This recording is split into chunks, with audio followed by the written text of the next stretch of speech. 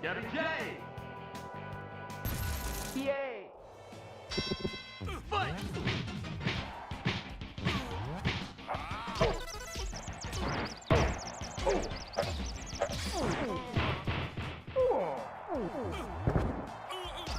One, two, three, 4, 5, 6, 7, 8, 9, good!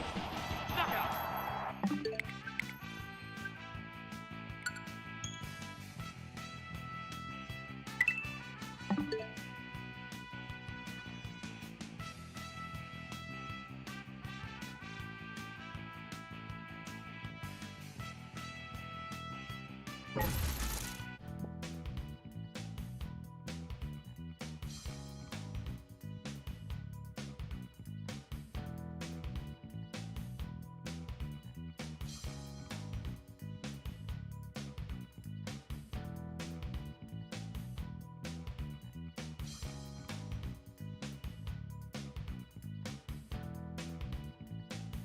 Give me a moment. Trying to fuck around with this.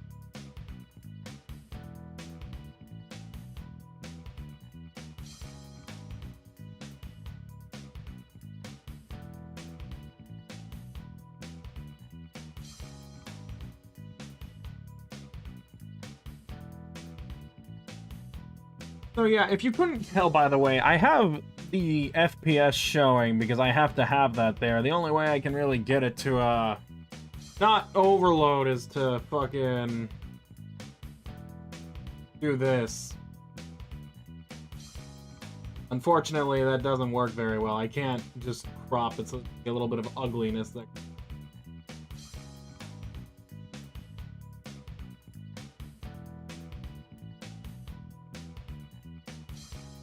Because unfortunately, I can't just isolate it.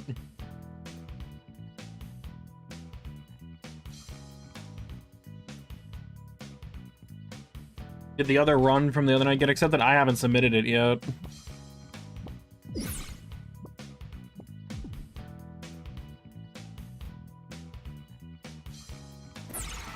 I do intend to submit it, though. I've just been lazy. And after all, I'm sitting on 2 Mario PBs that I haven't submitted in like 2 years, so... Yeah, as the title of the stream states, we are going with Aran Ryan tonight.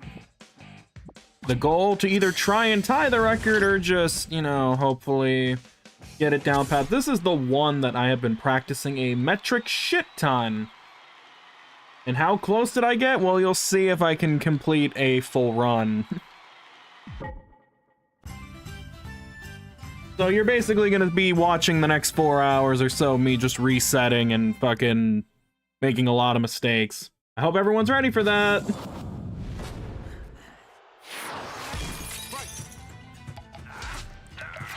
Great start.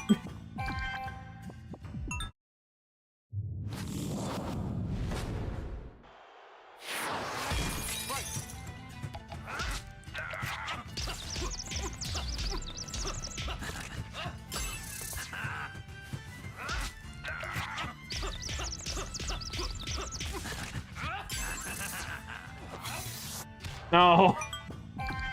Almost got it, almost got it. So yeah, I pretty much know the route and the strats. I just gotta execute them now.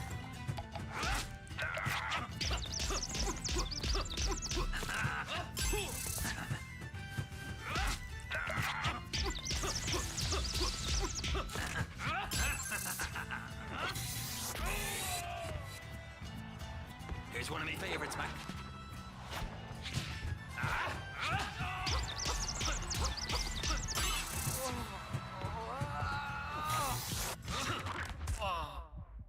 There's one.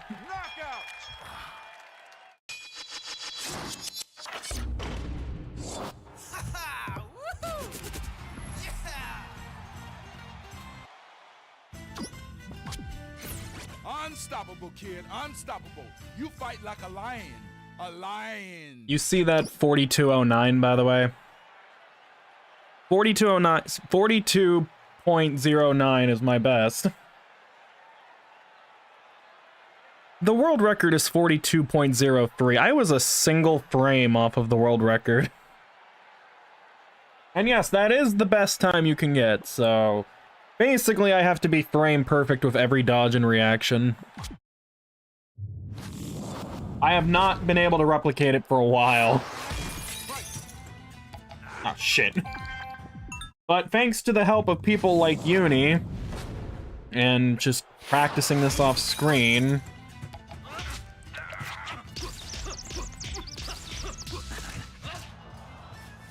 I definitely feel like I could get it someday.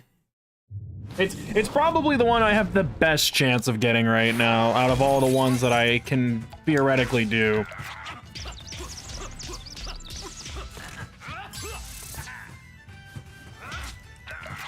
Ow.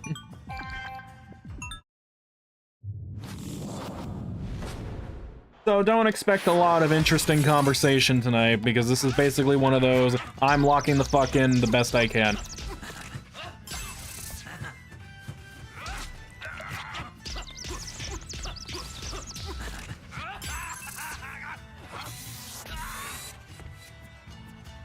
Here's one of my favorites, Mac.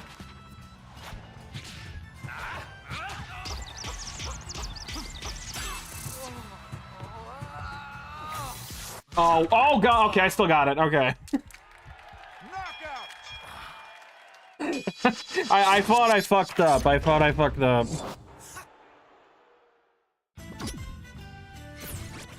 and roll, Damn. baby, rock and roll.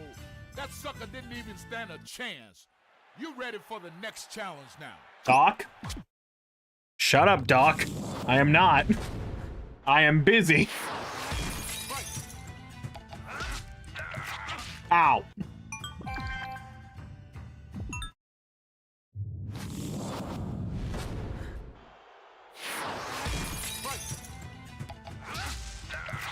Ow. Don't question Doc. He knows his stuff. Ow. Yeah, I guess me questioning him is my punishment right now. You joined the Nintendo Fun Club forum? Ow, fuck!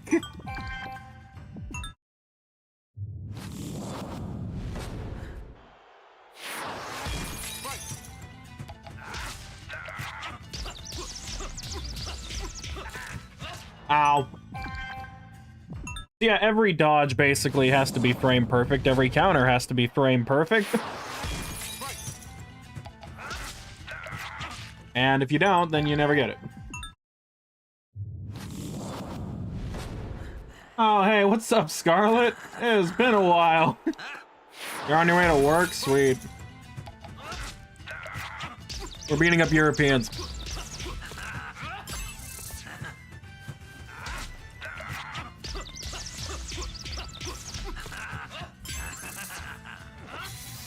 Fuck.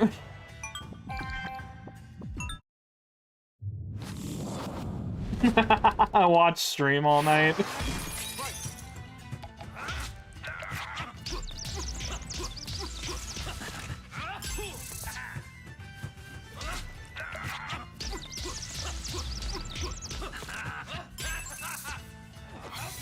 Nope, too early.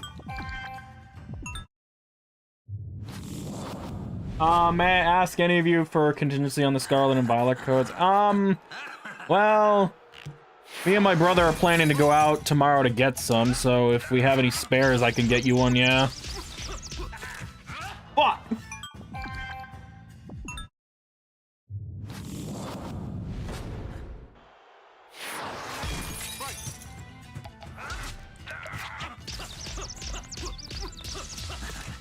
Fuck.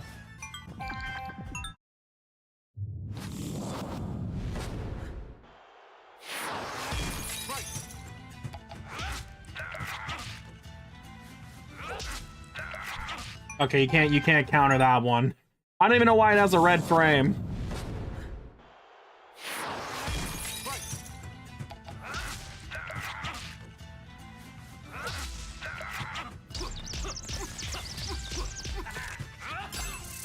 All right.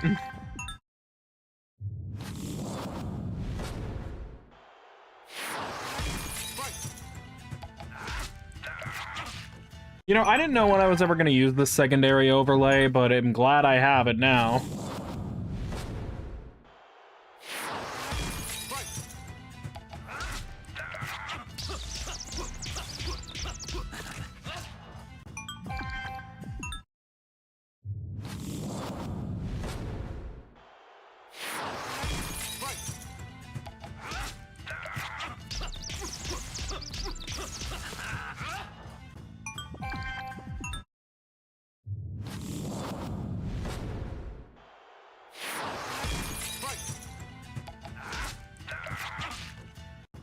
I love how I got like 2 runs and now all of a sudden I just can't.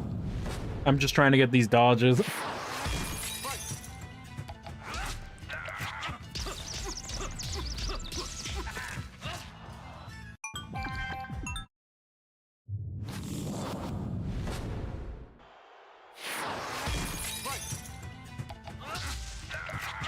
Fuck.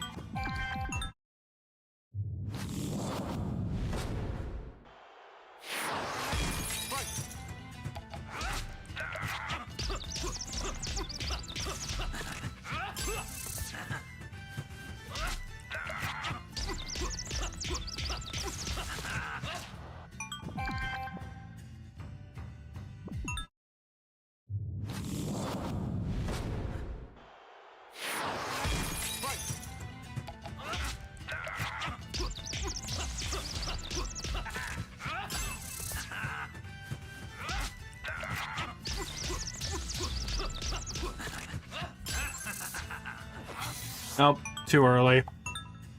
Yeah, way too early.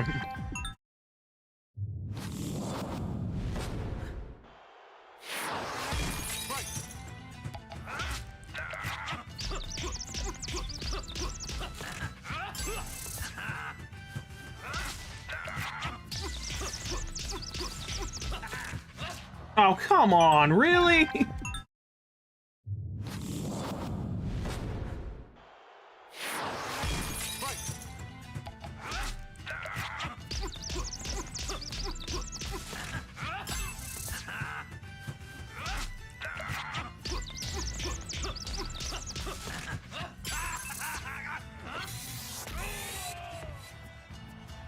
Here's one of my favorites, Mac.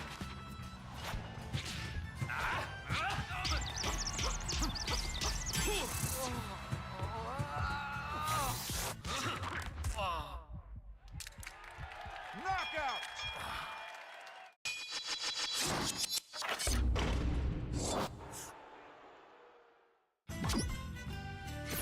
Great fighting, Mac. Great fighting. All right, 42.27, okay.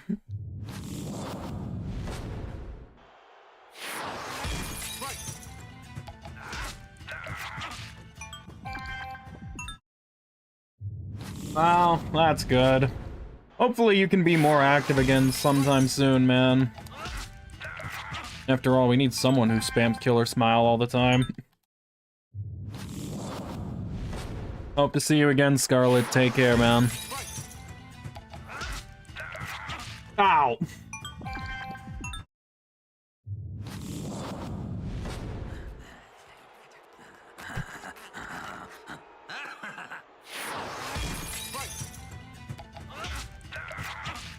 Fuck you!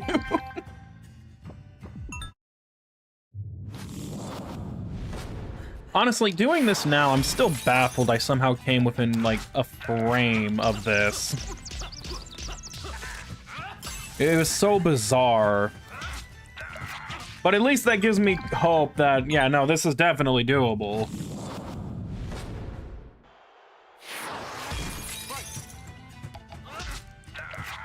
Ow.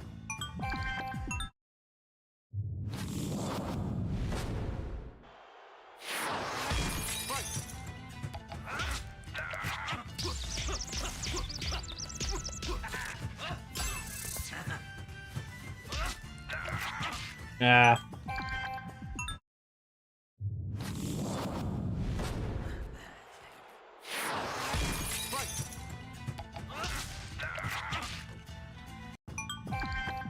Oh, and yeah, needless to say, if you get hit once, it's basically over, so... Miss a punch, it's over.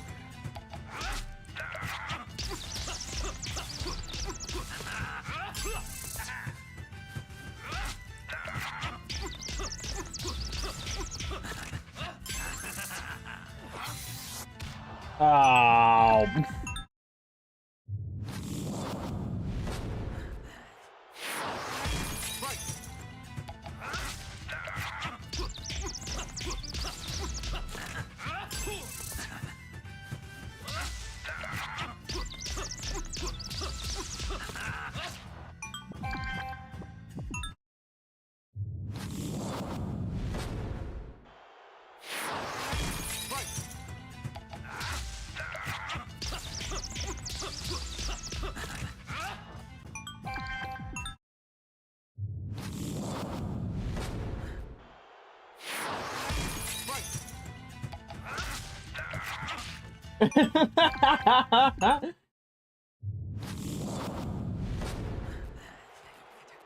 Yeah, they have included an emote. You fit the quota.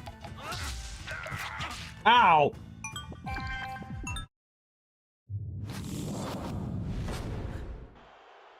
Alrighty, sounds good. Try and get as many codes as you can, guys. Ow.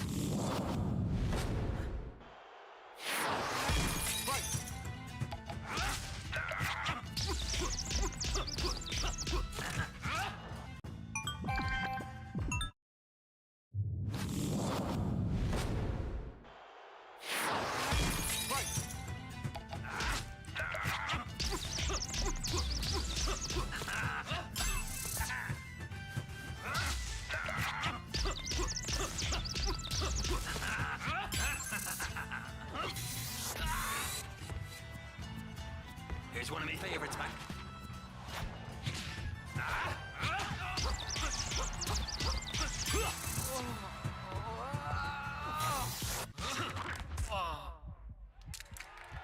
Knockout! This is how you pad your record, by the way, in this game.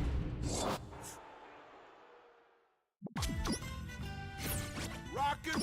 Alright, another 42.38.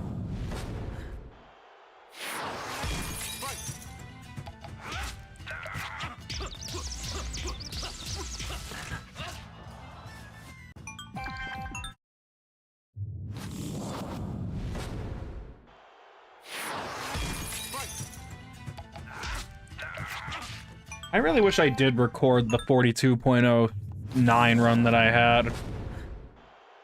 That way I could have seen, like, exactly what I did. Granted, it also helps to just review the footage of other runners, so that might be a good idea, too.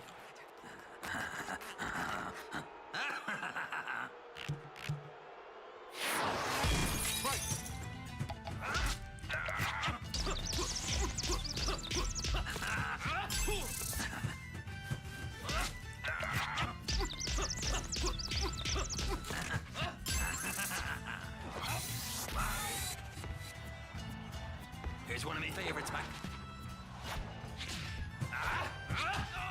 Aw, shit, I didn't finish the buffer. Fuck. That's unfortunate. I knew I screwed it up from the moment that I just didn't bring out the buffer. God damn it.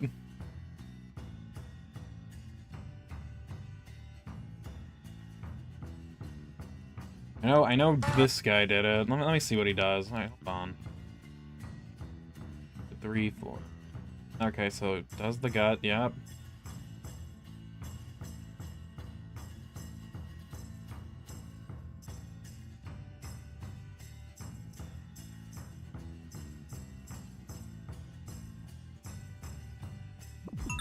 Yeah, he does. Basically, I was doing it the right way.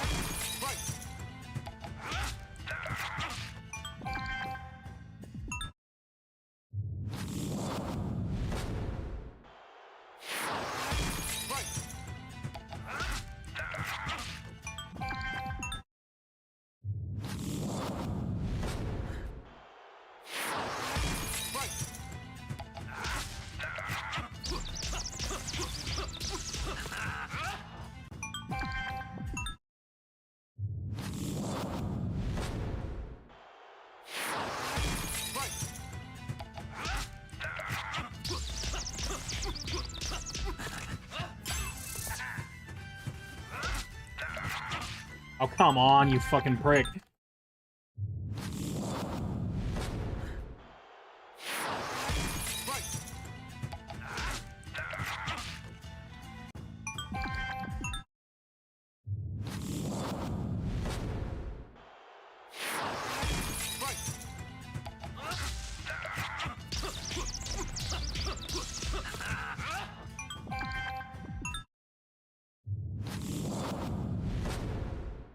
Yeah, how is everybody doing today, by the way?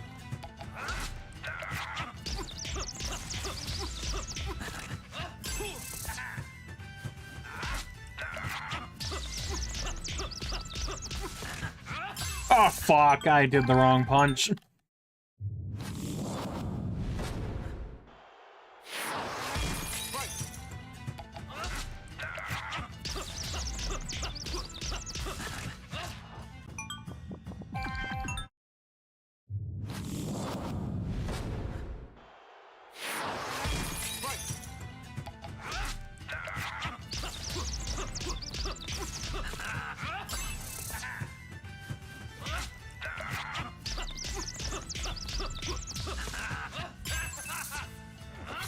No.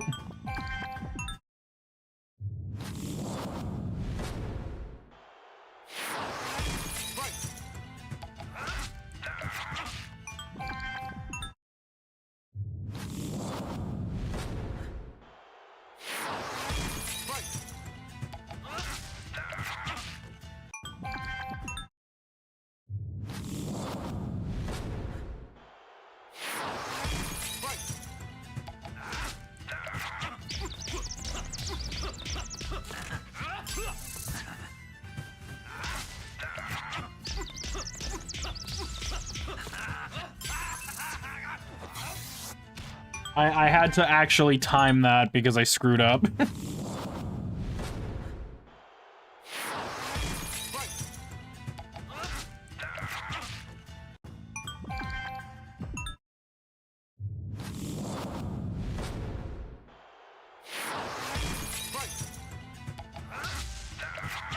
Ow.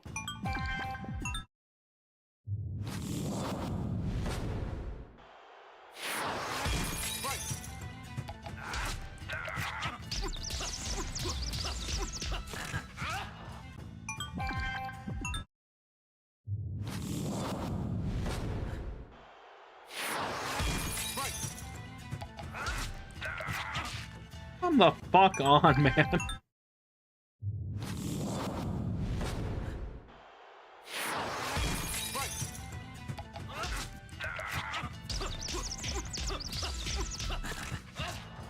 I don't even think that actually could work. I just want to see something.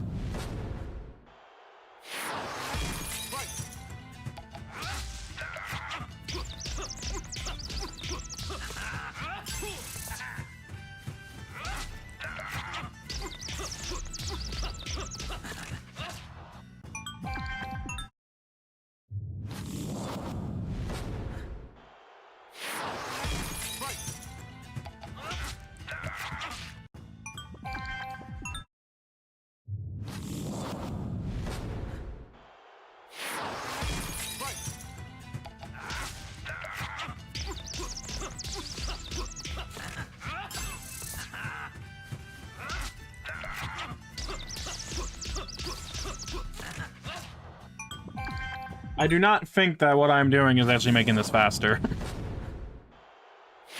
Or making it easier.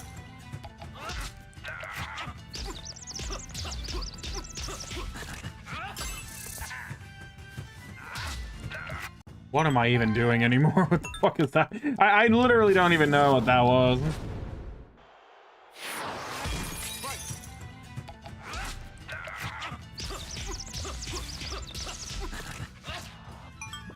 Granted, it doesn't even really matter if I keep getting myself punched. I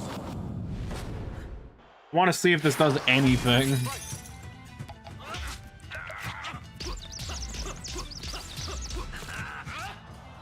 Well, you know.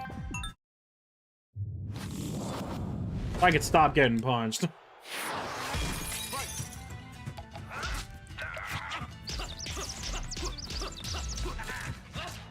Jesus.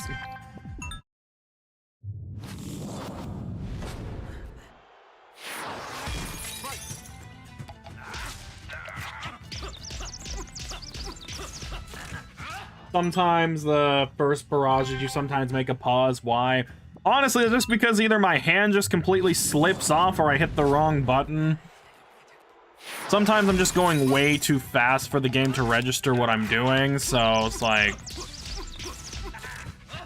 Because what I'm trying to do is this thing called a buffer, which allows you to basically do inputs before they happen. So, like, for example, I mean, you see what I'm doing. Those two ducks, I do a duck and then hold the button down again, and it allows for another one. Hold the... Well... Figures I fuck it up when I'm trying to show it. You hold it before the fight, do it again, then hold X and boom. There you go. There's the buffer.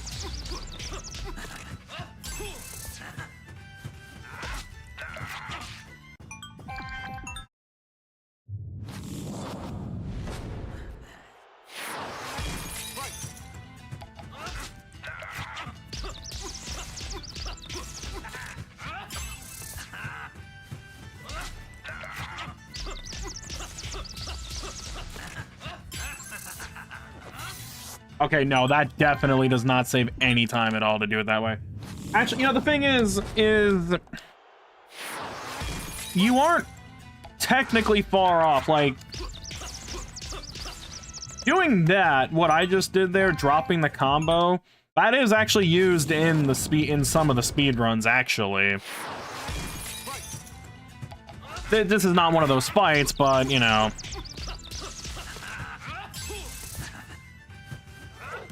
I tried to do a reactionary buffer because I fucked up.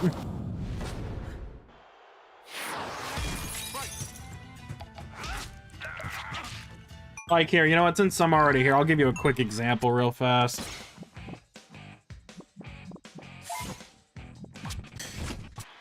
I'll use Von Kaiser as the example.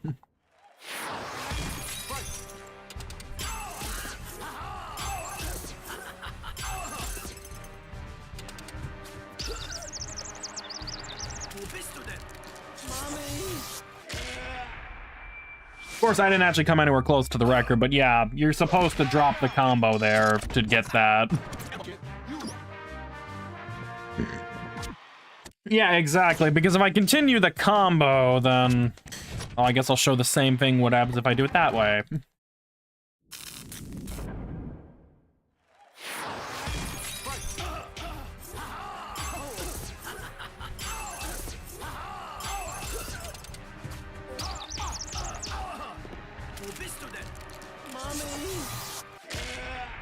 Yeah, there you go. Doing that little extra combo took more time off the clock, so...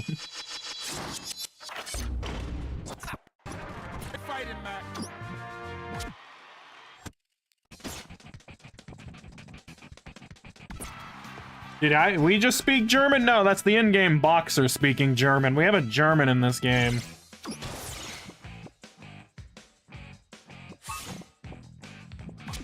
But now we're gonna go back to beating on the Irish.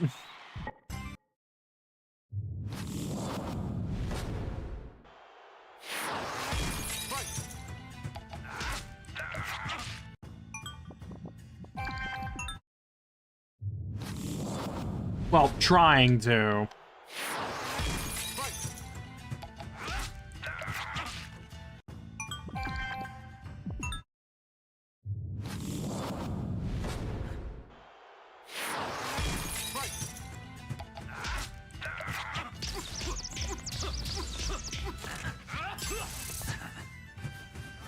Fuck me, I didn't time it at all. I'm just dropping a lot of things, honestly. That's not helping. And no, me being more awake would not really help with that either. I have not been.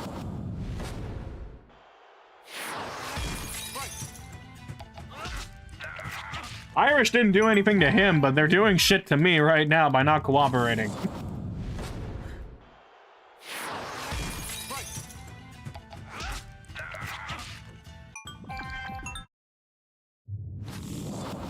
Aran Ryan is a very special character, I'll tell you that much.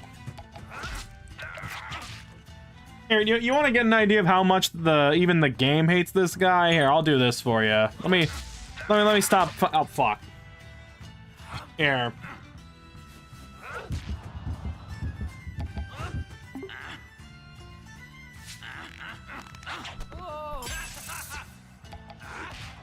Seriously?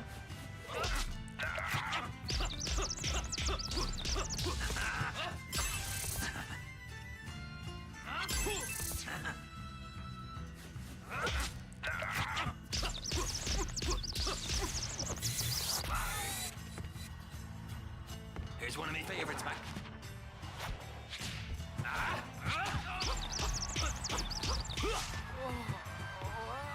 Aside from the blatant cheating, obviously. 1, 2, 3, 4, 5, 6, 7. Come on, fight. Try this one out for size.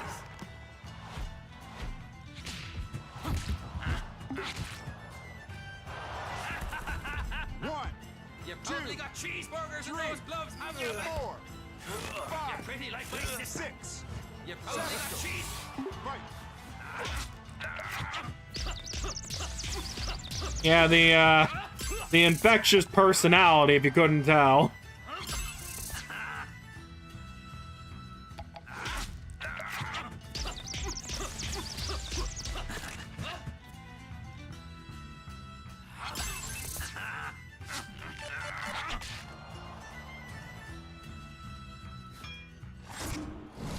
Me sister hits harder than you, boy. Who's that? Hey, you think that's funny? Come on. Can you believe this? Come on, This let's go. sucker I'll take needs a to piece of use you a now. weapon to Hey, take think you're a me man, down? do you? Hey, you think that's Duck funny? and Come weave on. his attack, and then Come lay on, a let's go. pound. I'll take a piece of you now. Hey, you think you're a man, do you? Hey, you think that's funny? Come on. Huh? Come on, let's go. I'll take a piece of you now. Hey, you think you're a man, do you? It's a lot more noticeable now. Let's go. I'll take a piece of you now. Hey. Come on. What are you looking at?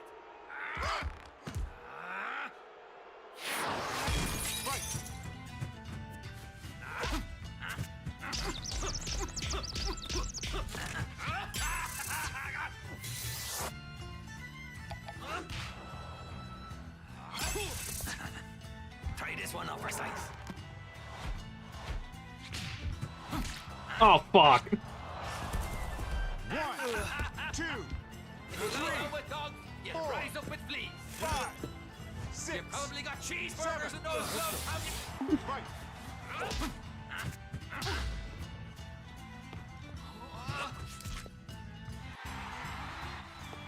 1, 2, 3, 4, 5, 6, 7. Come on, fight.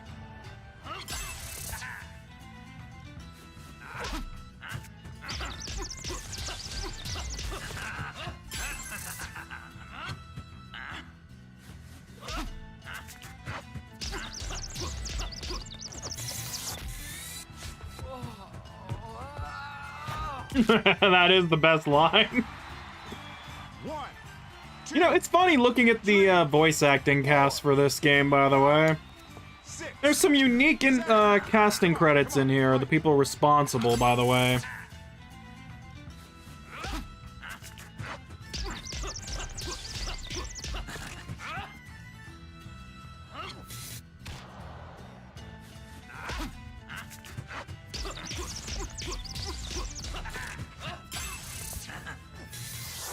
You're gonna love this, Mike.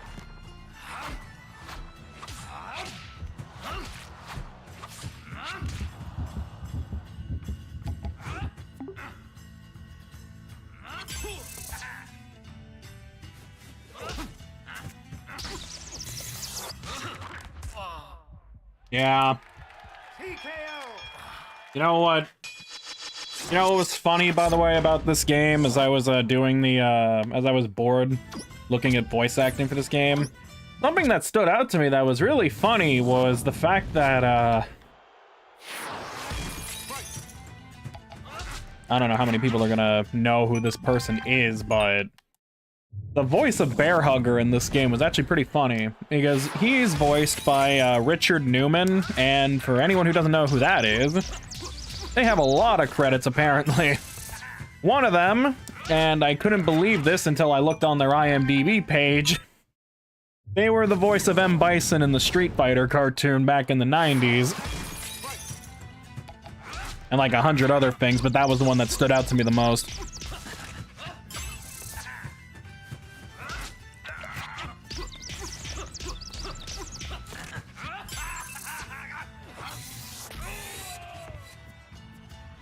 Here's one of my favorites, Mac.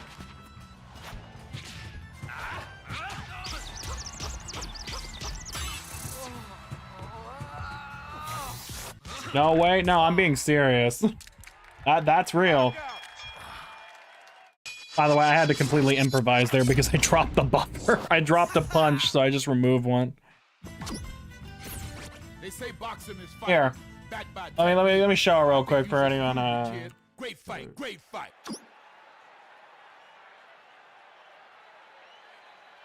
Here we go. Here we go.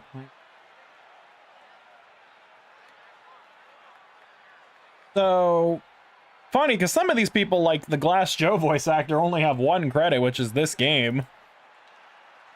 The voice of fucking Little Mac. No. The guy who voiced Doc Lewis only has a couple credits, but he's also been featured in like 2 movies. I swear I thought he voices Mr. Sandman too. Doc Lewis and Mr. Sandman are voiced by the same people. Yeah, here, Richard Newman, the voice of fucking Bear Hugger. Here's everything they're known for. I'm just gonna go through it. Maybe if anyone recognizes anything, just let me know. I can't really. You probably can't even read that, actually.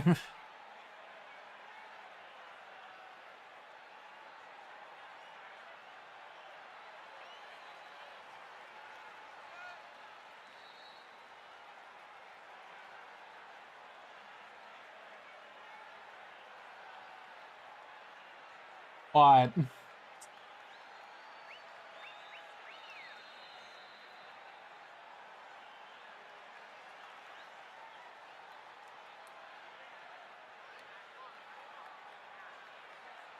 Yeah, no, I found that out too. Not just that, but apparently, what else they got in here? That is, if this will load. Like, they voiced a character in Dragalia, which that only matters to I only know that because Flint loves that game, or loved it when it was a thing. They apparently have a lot of fucking Ninjago stuff. Apparently they were on an episode of the X-Files in 2016, which that one's funny. They're the voice of Santa Pac from Pac-Man and the Ghostly Adventures TV series. They were in Supernatural. They're in Johnny Test, apparently. Ghost Recon. They appeared in Inuyasha.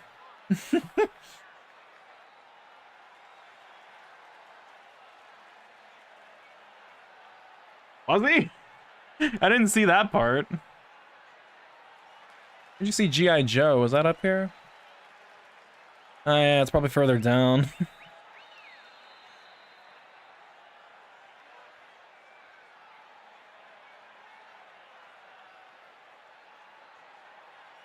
He's the voice of Mr. Knack Knack in Dragon Tales, which that one's funny because that one's like for Bonnie. The Franklin series and the Mega Man series. He's the voice of Rattler from fucking He-Man. Or whoever the fuck Lord Dactus is.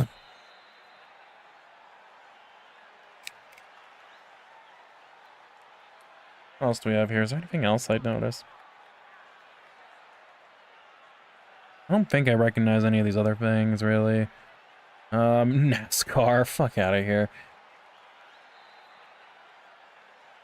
There's so much shit in here, wow.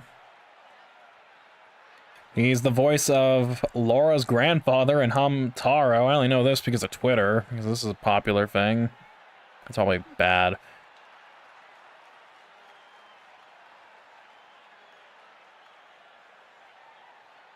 Woodman and Mega Man, yeah.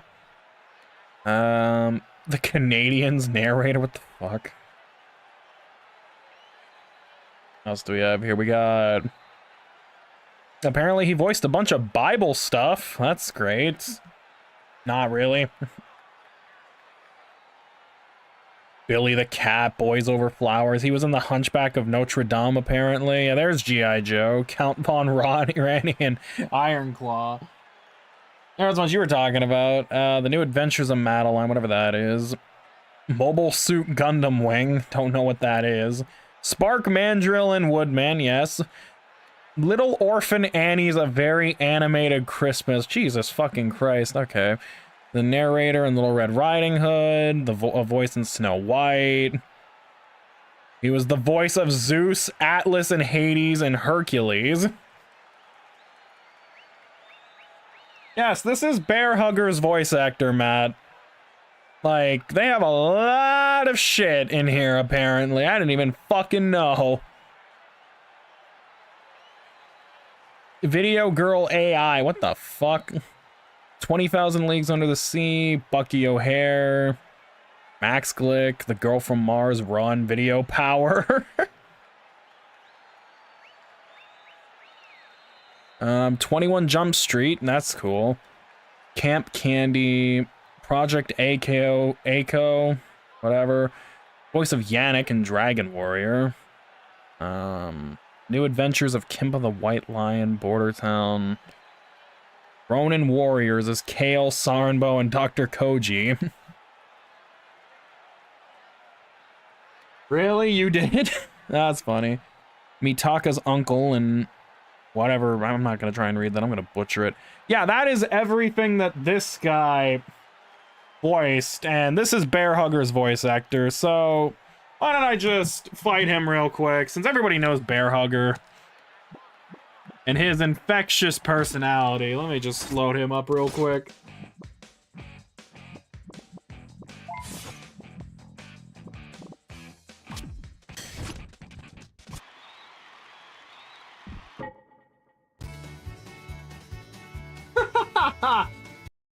All right, yeah. This is him.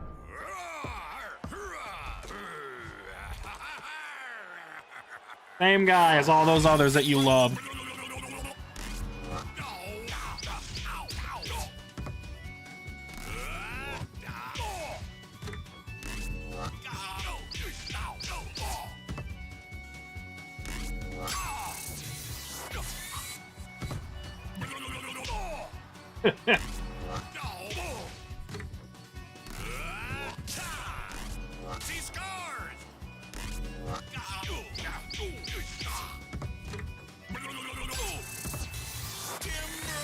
Also, his punch-out beam is fucking great. 1, 2, 3. But fucking lord, is he fat. Come on, fight.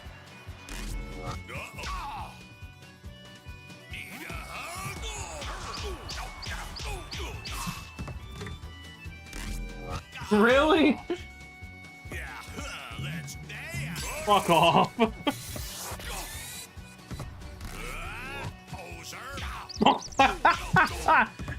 Oh, sir. Fucking. Is this how Canadians normally act, Matt? I need a secondary opinion here.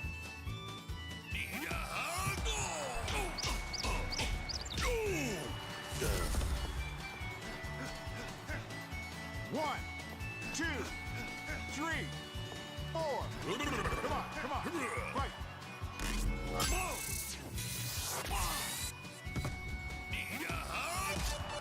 Ow! Jesus, that took all my fucking health. Now I have the strength of a bear. Oh, that's good. Yes. Hey, Mac baby, Bear Hugger is quite the bushman. Remember, yell timber and knock this sucker down, baby. Knock him down. Thank you, Doc. And the very really concerning loud snoring that he's doing too. Jesus. Alright, I'll stop toying with him. I'll whoop his ass.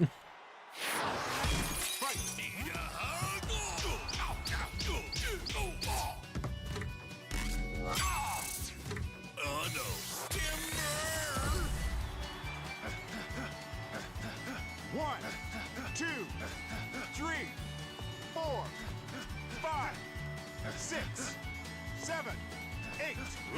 Come on, fight.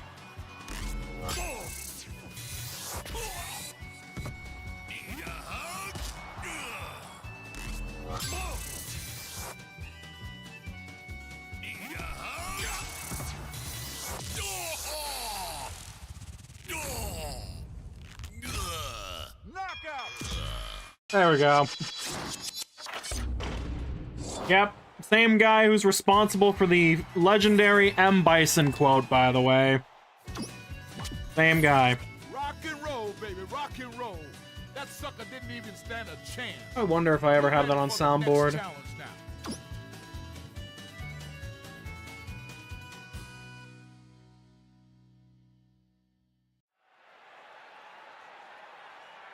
Let me see if I have it.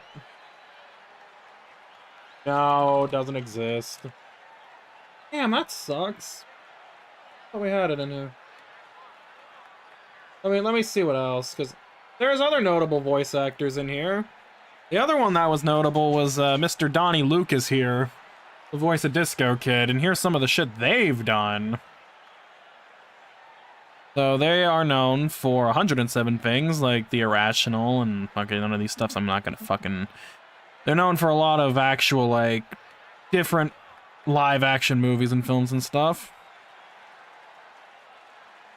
I don't know if they have many, animated stuff. Apparently they're the voice of Mr. Humphreys in Diary of a Wimpy Kid, even though I've never seen that. At least the movie version, at least. I don't really recognize him from any of these. I guess he just doesn't do a lot of voice acting. Aside from this, I know Flint knows about that. What else is in here? Once Upon a Time. Open Season. What the fuck?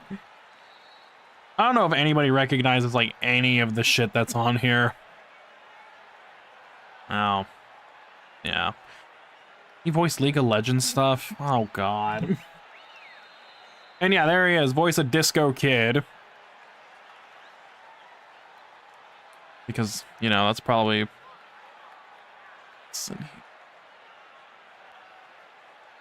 Oh yeah, he was also in an X-Files episode as well. That's cool.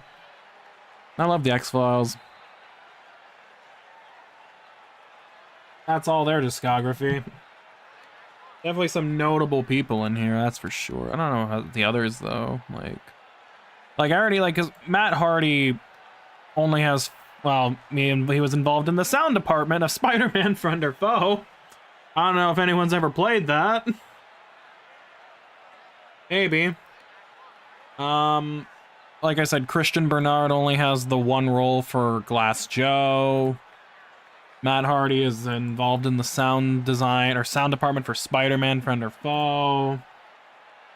I don't want to rate it right now. Horst Laxton. I assume this is the German guy. Only one credit. You like his brother Jeff Hardy? I already did him. Scott McFadden, the voice of King Hippo. Apparently this is gonna make Gardy really mad. They were involved in the sound department of Metroid Prime Federation Force. So you can blame King Hippo for the existence of that one. I'm so sorry, Gardy. King Hippo is responsible. The same guy who was basically making all those weird noises and shit was in the sound department for Metroid Prime, the sound department for Ghost Recon. They apparently have music credits for Mario Strikers Charged. So funny how King Hippo is involved in a lot more things than we thought. And the sound department as well for that too. Okay, let's get out of him. I'm pretty sure this guy only has one credit as well. Yeah, the voice of Soda Popinski, nothing else. I don't feel like I need to go over Donkey Kong because I feel like everybody knows this one. Well, actually, wait a minute, hold on. There might be a lot of shit in here. Takashi Nagasako, the voice of Donkey Kong. What have they done? Donkey Kong... Tetsuyaku, they were in Bleach, they are the voice of Dagon in Xenoblade Chronicles X. They apparently voiced Big the Cat. I didn't fucking know that. That's cool, I guess.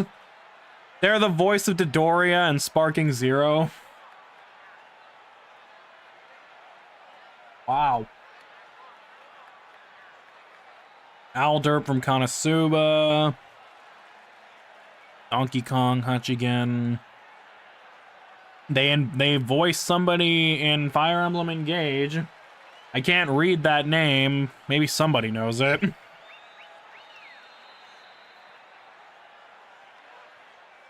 Remember when this was an Aran Ryan speedrun, by the way? Donkey Kong, Calby World, Donkey Kong, you already know this. Yep, voice of Dodoria and Dragon Ball Z Kakarot. I didn't even know that. So, Donkey Kong, Dodoria, and Big the Cat. I mean, I guess if you're gonna voice a consistent character, let it be big, fat people that are surprisingly buff. Well, not big, that's not one of them. They're the voice of Grail and Fire Emblem Heroes, apparently. That's 2 different Fire Emblem characters we've seen now. Someone from Naruto. Mini Donkey Kong, okay. Jozu, Gorman Brothers, and The Legend of Zelda Majora's Mask 3D.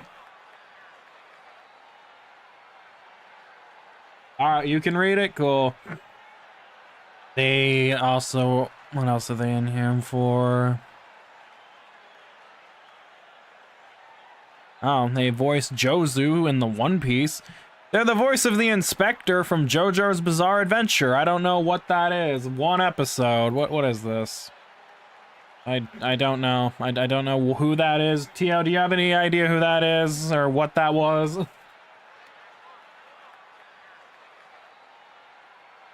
Then again, that's probably... I don't know if that's the English dub or not. What part? It doesn't have one. It just says it's only 1 episode. It's season 1, episode 3. So that I don't know what that is. They only were in 1 episode. That's it. Zoom in. Yeah, season 1, episode 3, Diotono Saishin. I'm pretty sure I butchered that because I'm pretty sure that's supposed to be English. Yeah, minor character.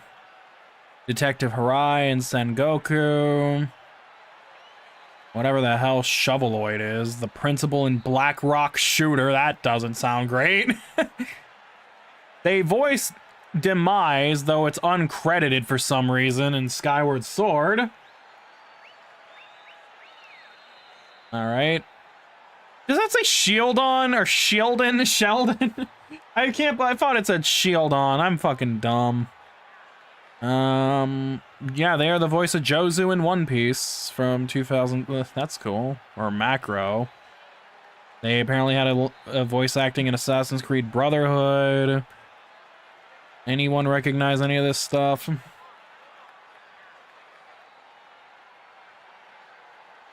Duncan from Deadstone. They voice a demon in Inuyasha. Okay.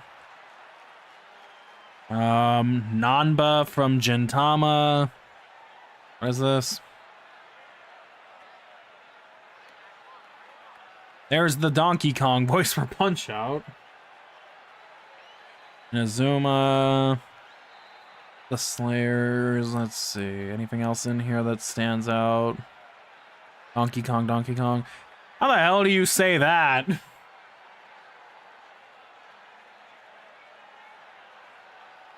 Deginsey?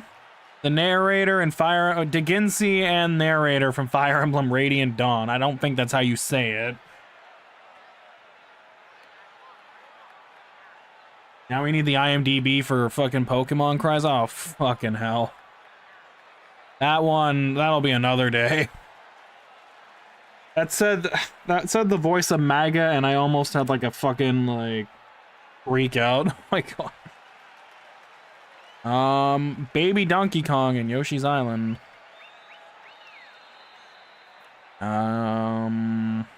Spark Mandrill and Mega Man Maverick Hunter X.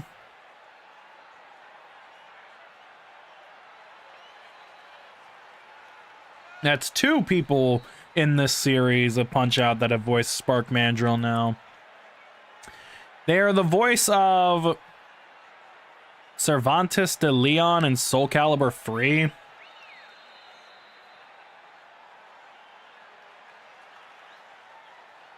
Yeah, Soul Calibur 3. I don't know who that is, but Matt plays Soul Calibur. Who is that? Or Tio, you play Soul Calibur. Who is that? Yes, he is Savant, the same guy who basically got paid to go is also the voice of this guy. What range?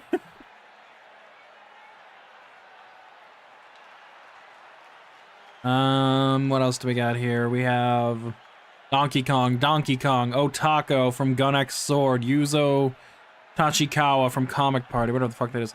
They're the voice of Yashiro Uchiha. I can't even say that name anymore without what fucking Leo, man. I can't even say Uchiha anymore after what he said.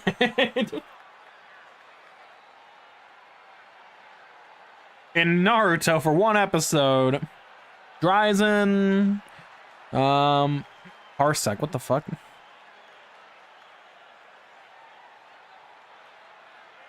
They're the voice of Gomar in F-Zero, The Legend of Falcon TV series, apparently.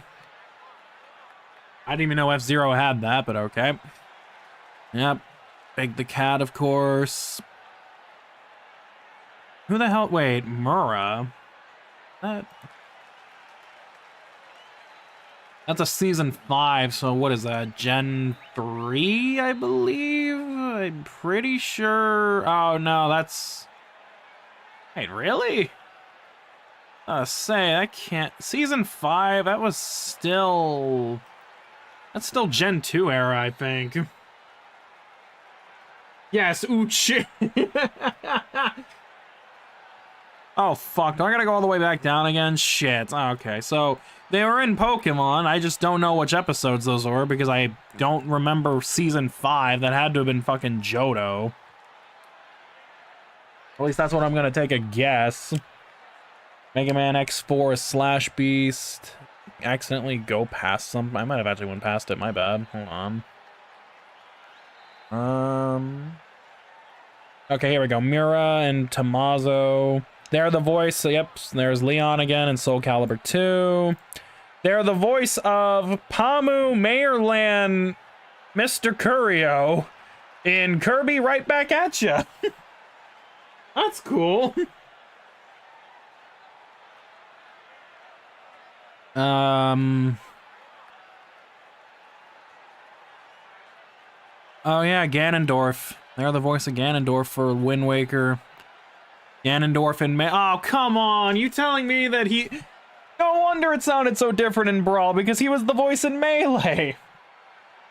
The Melee Ganondorf had the best voice in the whole series. Just like we're going fucking nuts, especially on that Warlock punch.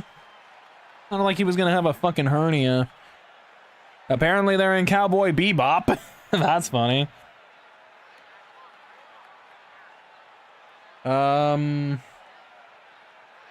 The Gorman brothers again. They voice Captain Commando, Ginzu the Ninja, and Mac the Knife in Marvel vs. Capcom 2. Doran Mister in Street Fighter EX3. They voice Chaka and Devo in the JoJo's Bizarre Adventure video game. I have no idea what any of that is.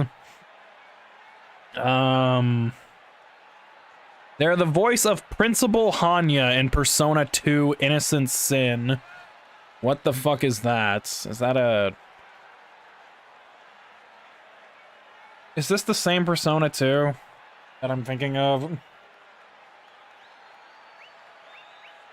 Is this the same Persona 2, the one with Hitler in it? I don't remember. Or am I just thinking of something completely different?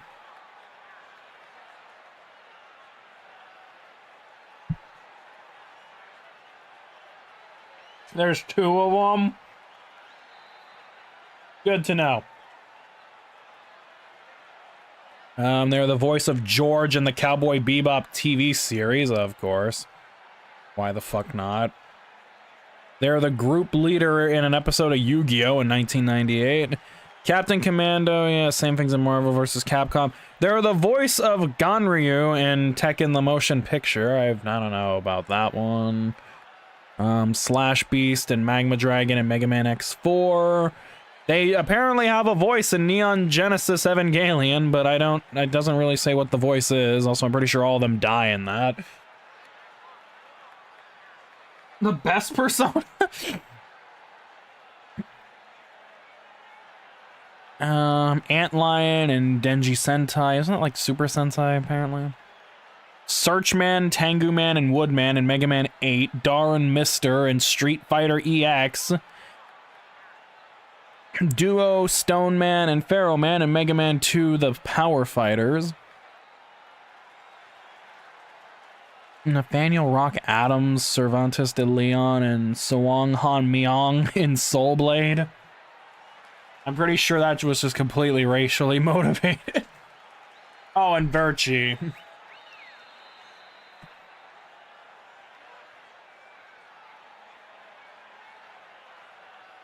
Okay, let's keep going.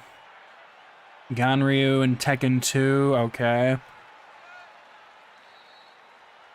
And that's everything for them. Cool. That Donkey Kong in Punch-Out, yeah. Alright, then we get to... We already did Richard Newman, so now we're on to... Juan Amador... I don't even know how you say his name. Do they have any credits? Oh, they do. They actually do. They have 5. They're the voice. They have a fucking credit in Overwatch 2? What the hell?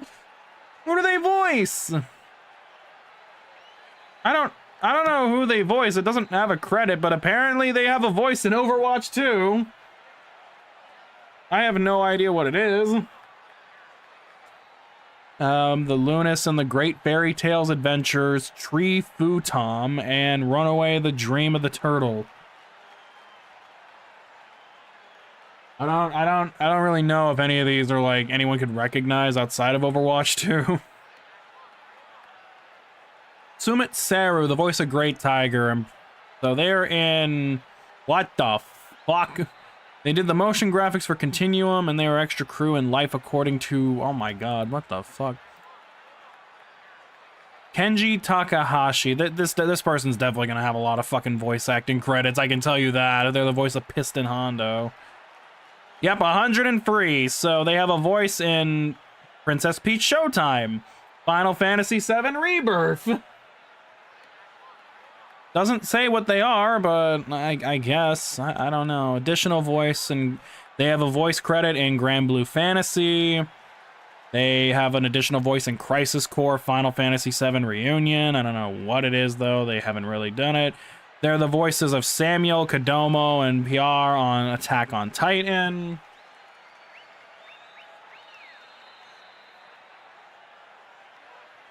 They have additional voices credits again for Resident Evil 2. I don't know why they're not giving them like actual credits, but apparently they're all over the Final Fantasy series. They voice Ninjara in ARMS. That's funny. EO in Battle Spirits, Soldiers, Civilians, and Others in Attack on Titan. I'm assuming that's the movie. Attack on Titan Junior High? What the fuck? Alright. Attack on Titan again. What the fuck? They're the voice of Abel in Ultra Street Fighter 4. And Street Fighter X Tekken. Additional voices in Final Fantasy 13-2. What the fuck? They're the voice of Groose in Legend of Zelda Skyward Sword. I don't know any of these. Abel, Middle-Aged Man, and Umi. Hey, apparently they have a voice of Marine in Halo Legends. God damn it. Final Fantasy... Is that 13 again? Yes, he's the voice of the Groose.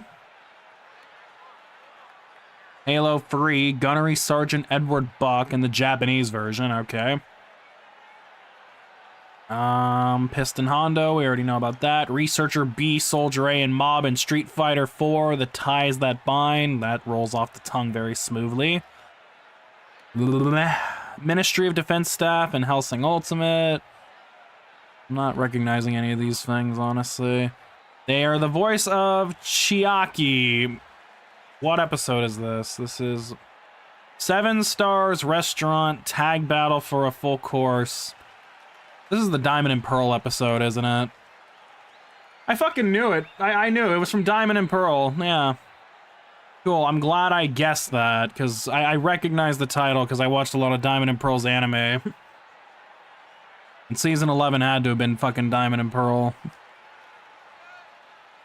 I don't know who the hell Chiaki is, but it doesn't really matter. Overdrive, and no, that's all their credits. Then we get to, oh, this is gonna be fun. Steven Webster, the voice of Aran Ryan. Oh, they only have one credit. God damn it. Well, we only have one left, and that's Ursay Yagan for Bald Bull. And they only have one credit. There you go. That is every voice actor that is in the game. I hope you all enjoyed that little fun break. Now, let's get back to what we was actually supposed to be doing.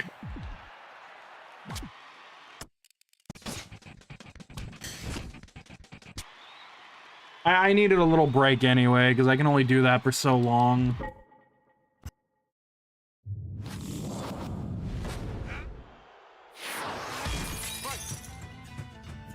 Oh, I picked the wrong one. Shit, whoops.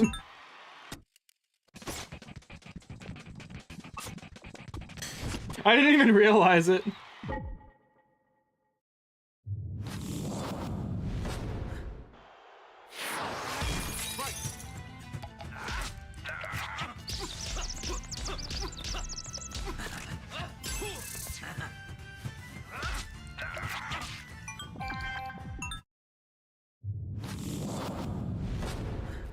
Well, now you know a lot more.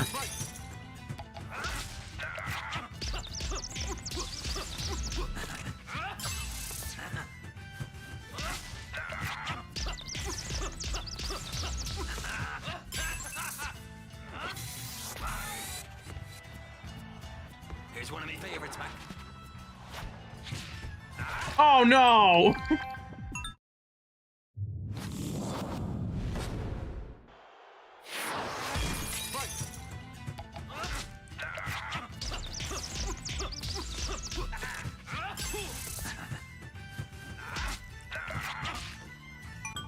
God damn it. Yeah, Doc...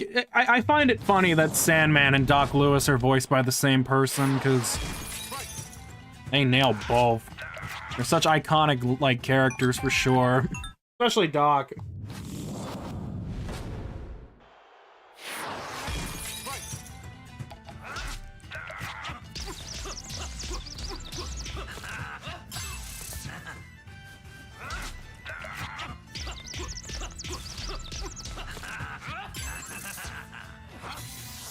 I had to improvise because I fucked up the timing. Here's one of my favorites, Mac.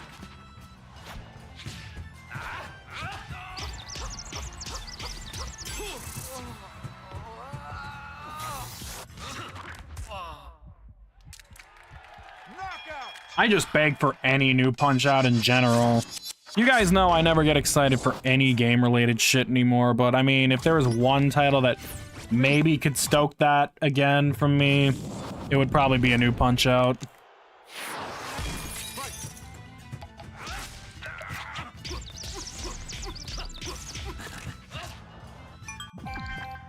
Give me something to be excited again about any sort of new video games. Mine is ZA, which I haven't really talked about. Because that one, I'd rather wait to see how it turns out. Oh, fuck, whoops.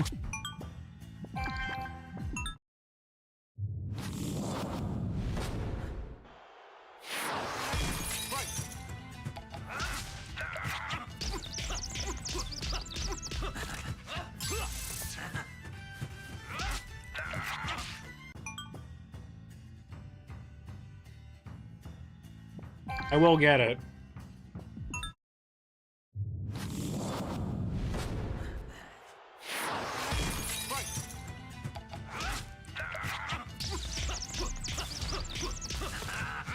I've come within a frame before. I know I can get there.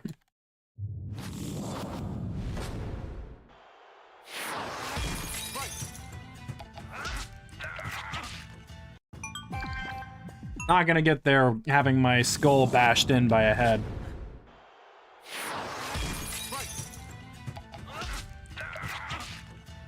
What?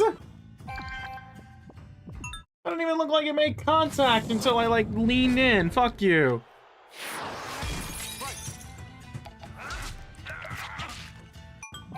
By the way, one of these days, I've looked back at so many of my clips and shit.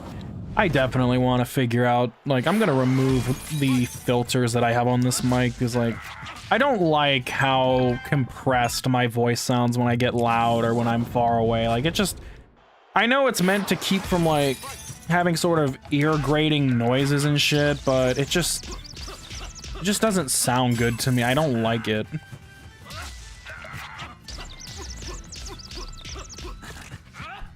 I missed the punch. This is the one thing where it's like, I wish I had my old microphone settings that I used back then, but, you know, when I had to reset everything, it just got lost, and I'd never been able to, because I used a different tutorial that just completely fucked it all up.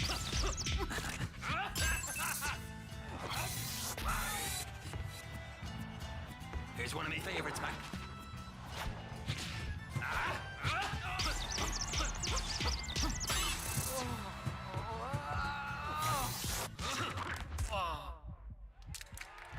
Knockout!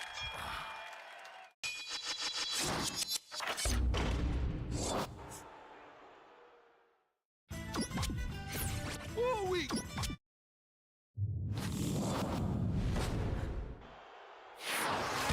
Fight!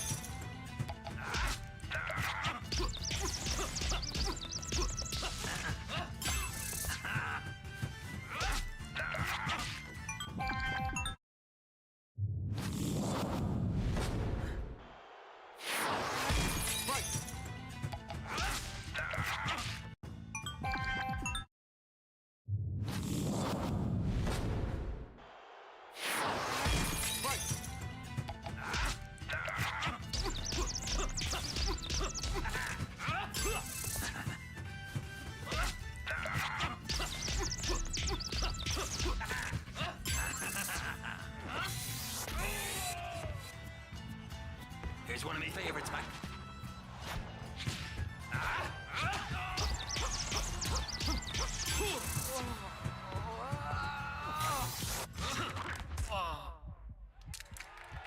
Knockout!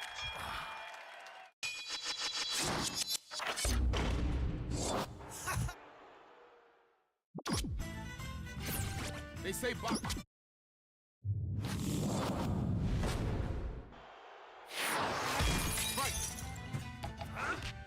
I gotta wonder if throwing a left jab is better than a right jab in that final one.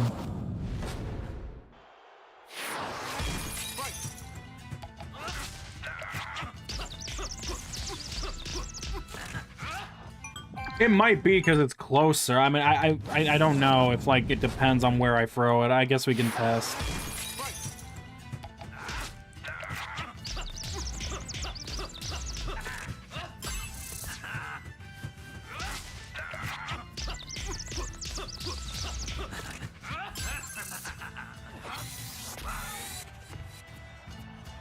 Here's one of my favorites, Mac.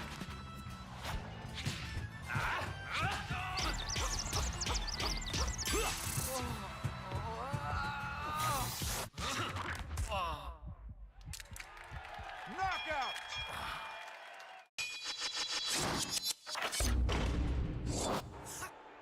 I don't think it made any difference. Holy smoke!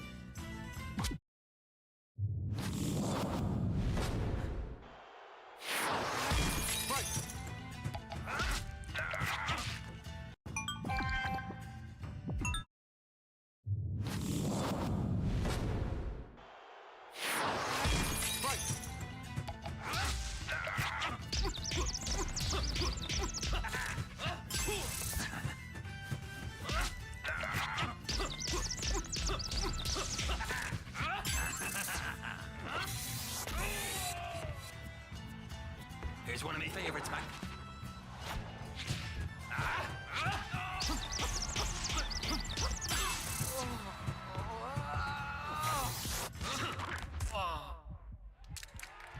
Knockout!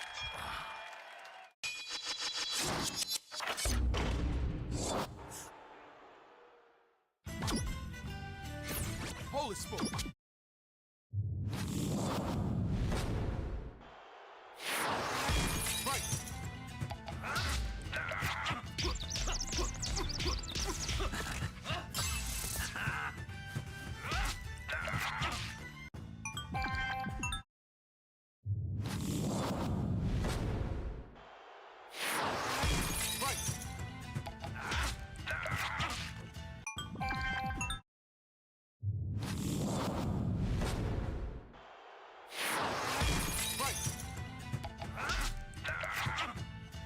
Oh, you can duck that. Okay. I didn't even know you could.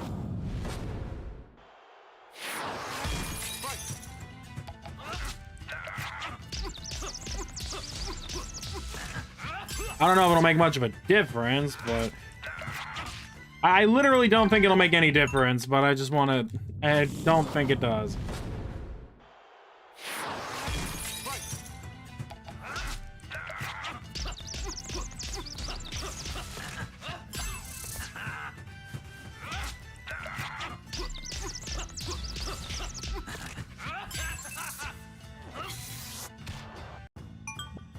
I mean, it is style points, but I don't think I'm gonna make that a habit.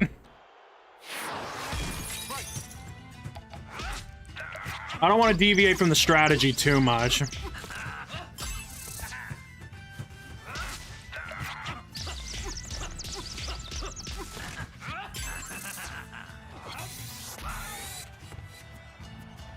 Here's one of my favorites, Mac.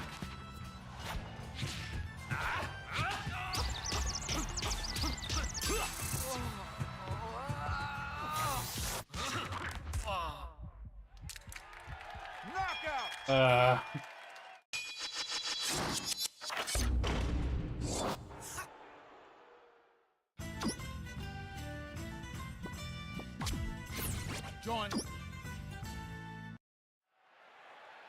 Join Club Nintendo today, Mac. Fuck you, Doc.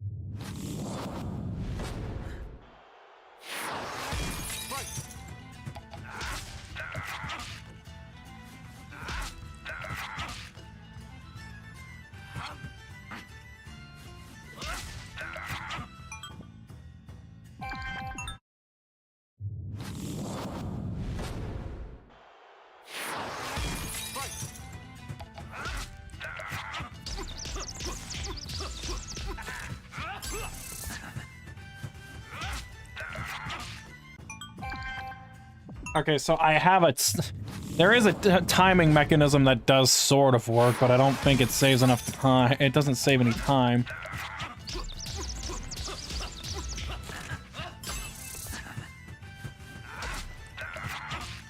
I almost... Like, 'cause on the second, like, tap of his head, that's kind of when he's gonna do it.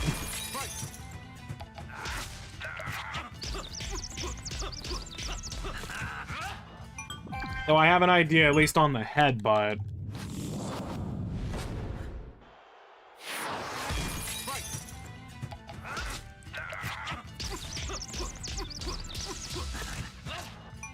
The hook, the jab, on the other hand, I don't have an idea for that. The uppercut.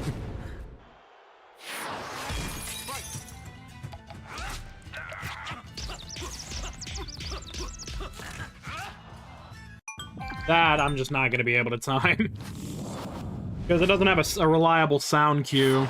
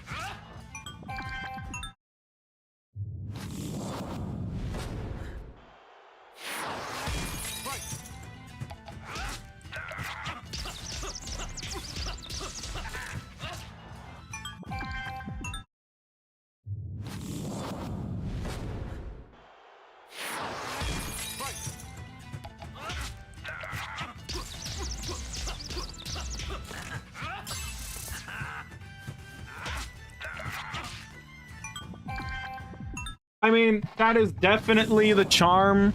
I mean, this is already a cartoonish as fuck game in general, like the ludicrousness of it.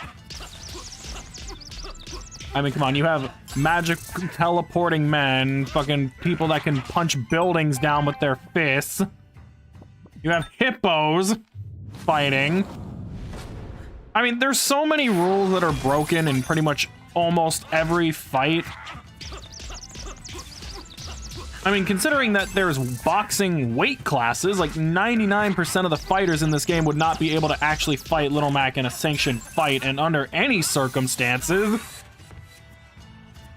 Here's one of my favorites, Mac. Yeah, I wasn't gonna get that. You're never gonna see Little Mac taking on fucking Bear Hugger. That like 110-pound kid could not fight Bear Hugger. Like, Mac can fight Glass Joe. That's pretty much it.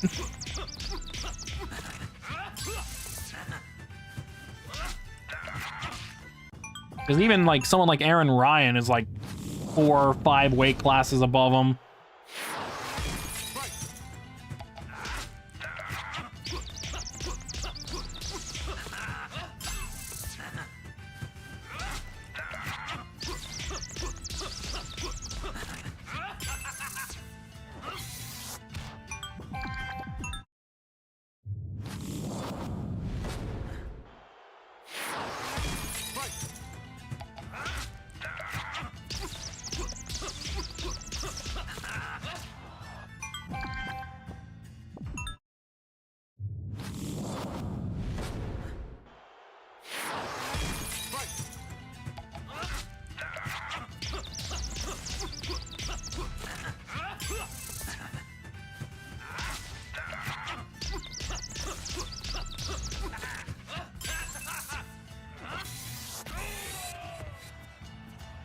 Here's one of my favorites, Mac.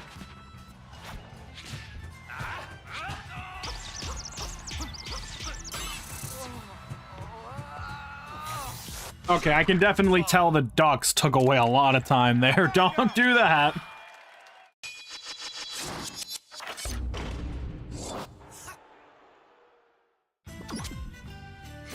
Holy smokes, kid.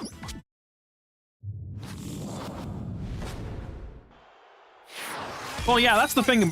Like, with Little Mac, he's 17. 17-year-olds cannot compete in boxing. I mean, I know Mike Tyson was like 18, 19 when he started doing professional fights and won the title when he was like 20, but days of that sort of thing happening could not happen anymore. No fucking way.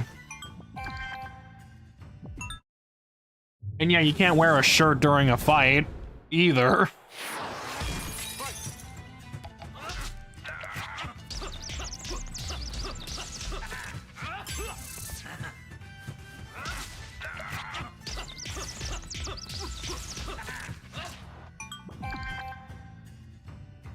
You're never too young to get brain damage. I mean, you can just be born with it too. So, I mean, you're not wrong.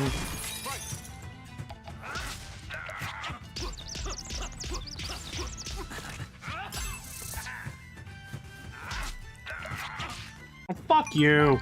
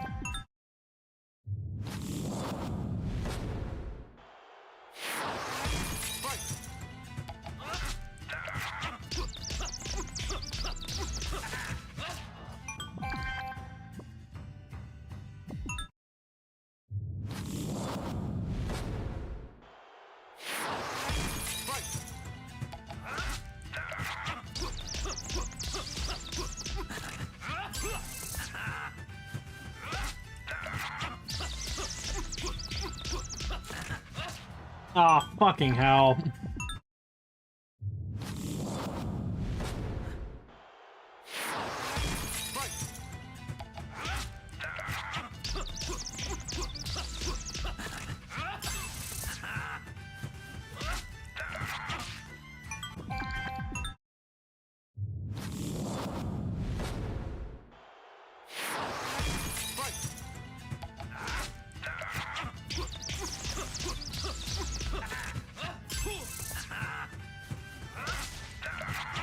By the way, you know, it's funny we were talking about Donkey Kong. I completely forgot to mention, has anyone just noticed in the background, by the way, if you look on the left side, look who's in the crowd right now. You just see Donkey Kong just hanging out, by the way, like, he's just there. Like, I completely forgot to mention that, he's just chilling.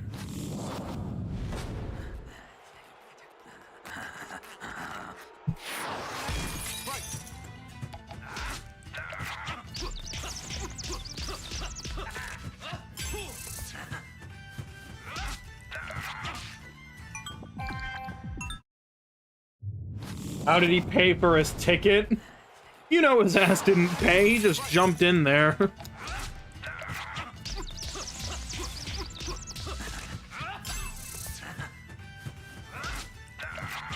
Like, I mean, you think security is just gonna fucking, like, escort a gorilla or a monkey off the premises? Fuck no.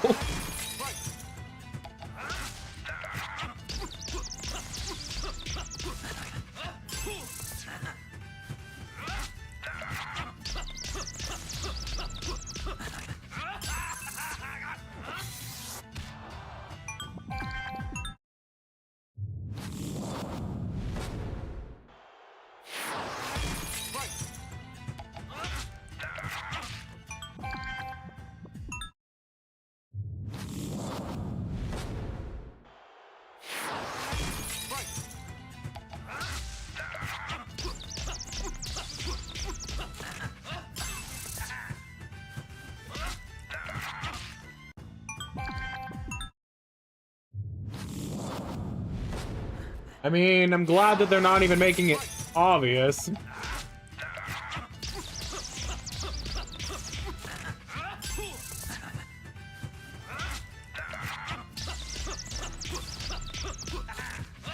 Oh, fucking hell.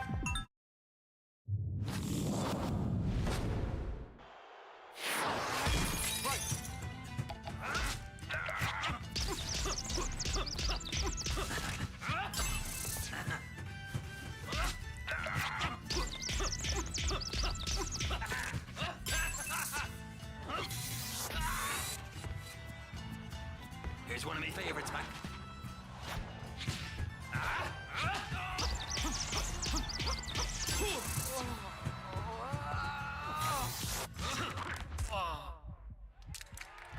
Knockout!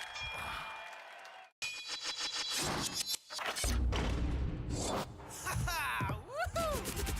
Yeah!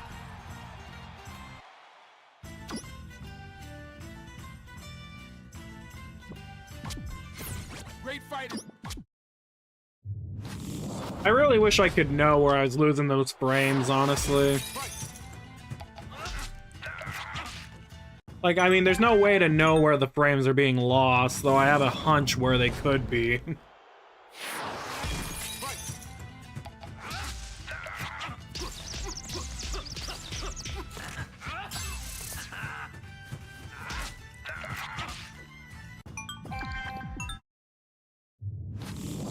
I don't think you can do regular quick dodges either.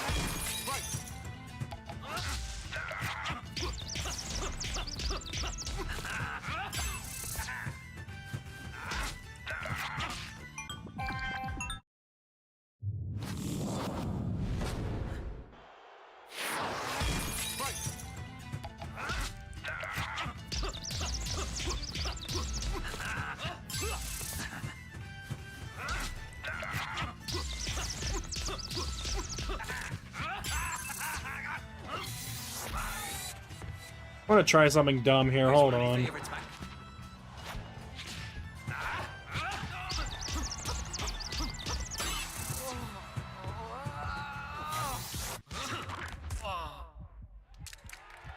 Knockout. Yep.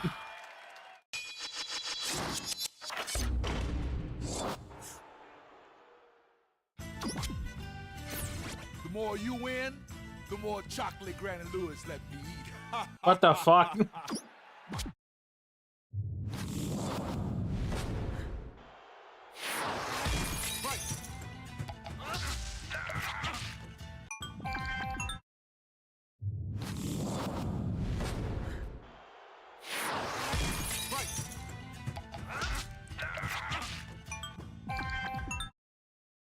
The more you win, the more it's like, oh, so the more I win, the fatter you get. Got it.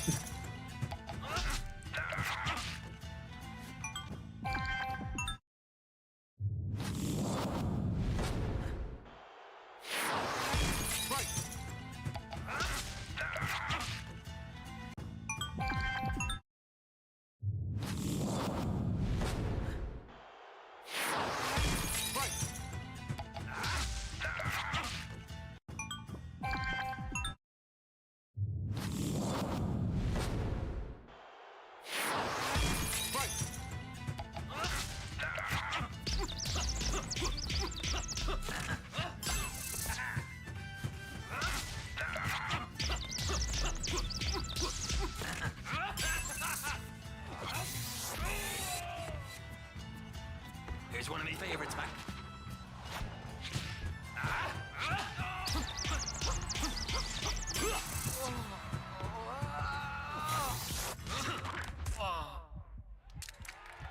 Knockout. That definitely was not it. Woohoo! Yeah.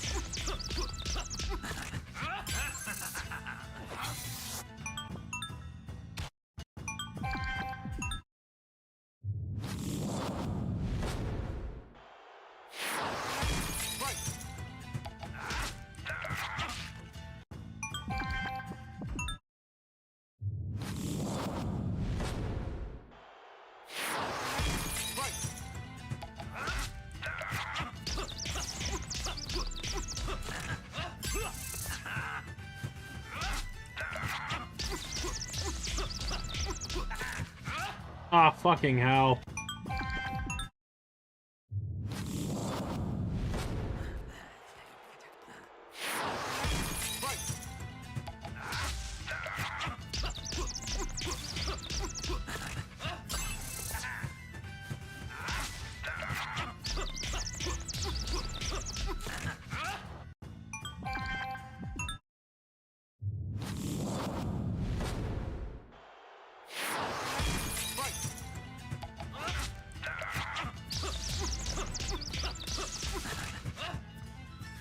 How the fuck did I miss that?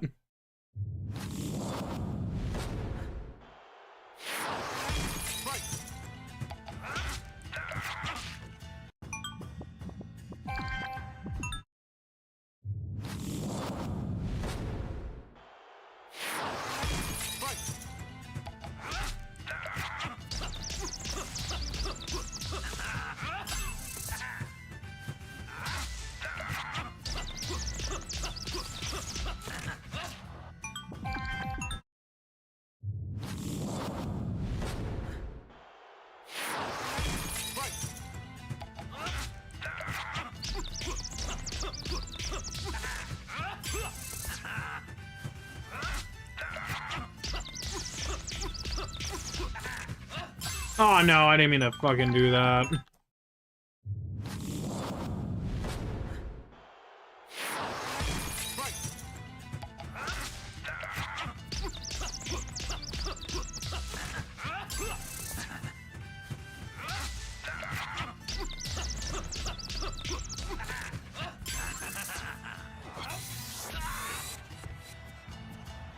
Here's one of my favorites, Mac.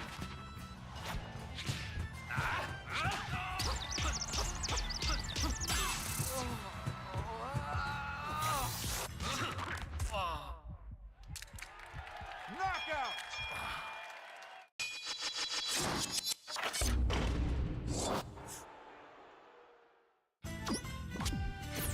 They say boxing. How was our summers? It was fine. Ironically, it wasn't like that hot of a summer despite, you know...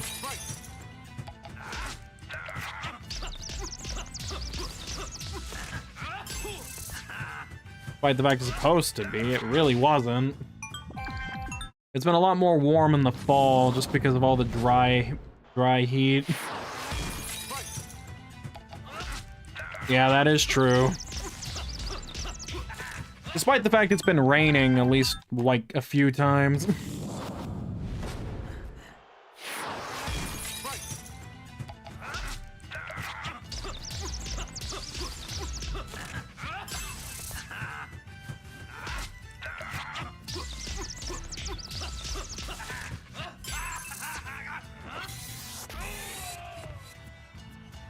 Here's one of my favorites, Mac.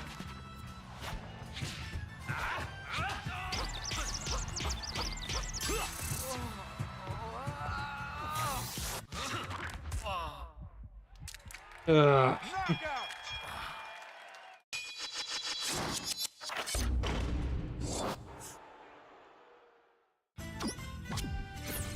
Rock and roll.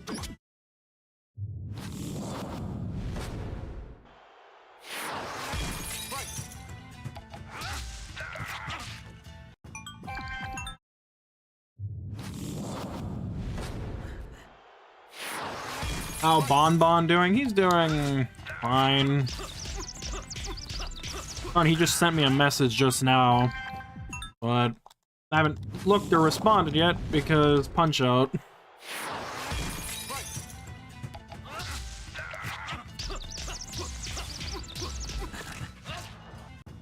We got to see each other back in May, so that was great.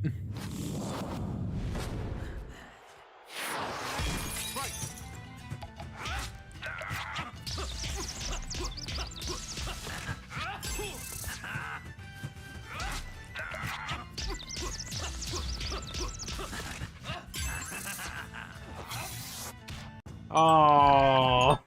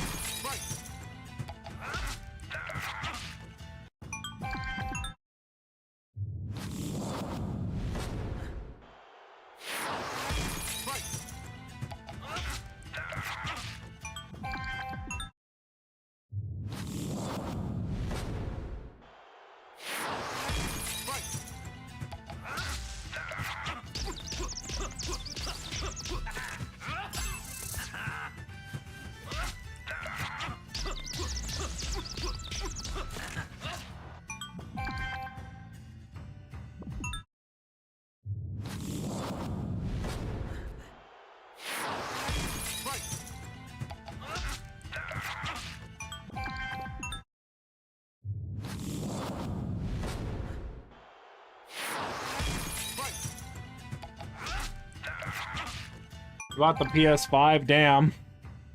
I'll enjoy the, like, 2 games you'll have for the system, but otherwise, good job.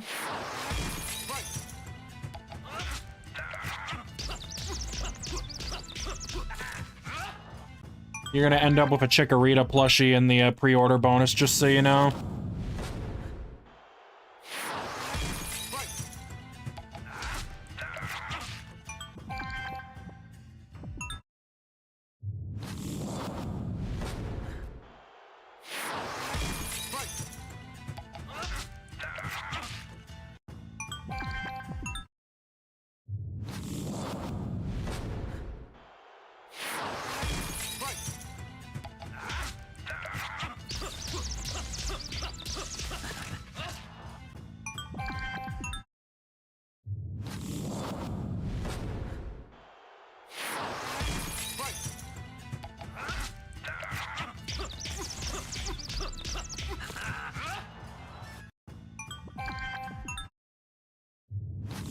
Oh, you don't get the pre-order bonus? Gotcha. They should have given us Snivy instead. I wish they gave us Empoleon instead of fucking Totodile, and... I mean, I would have been fine with leaving one Gen 2 starter in, but fuck, I mean, get rid of the other one. We don't need 2 of them.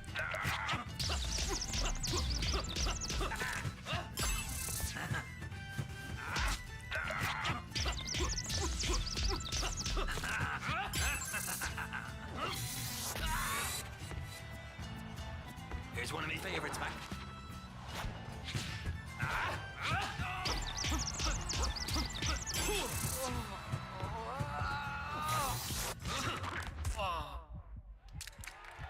Knockout!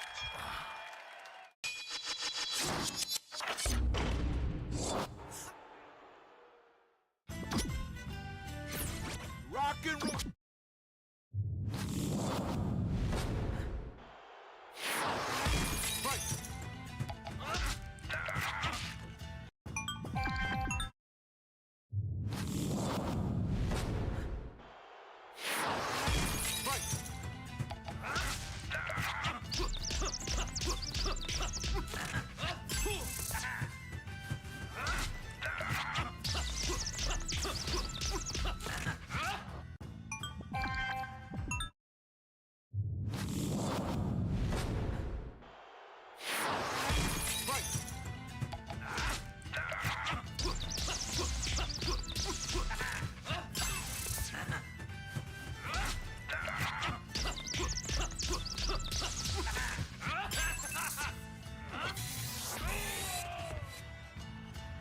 Here's one of my favorites, Mac.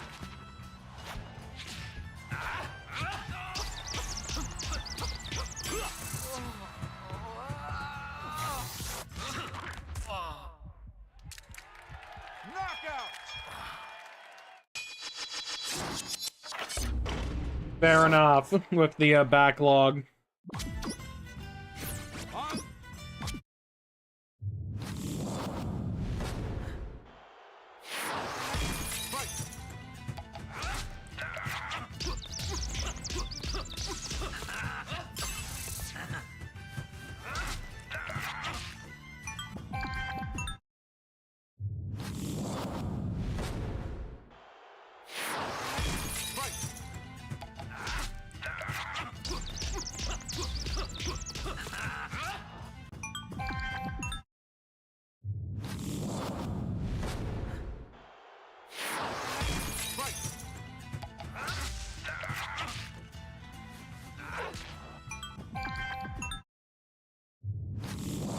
What the hell is Pinocchio Dark Souls?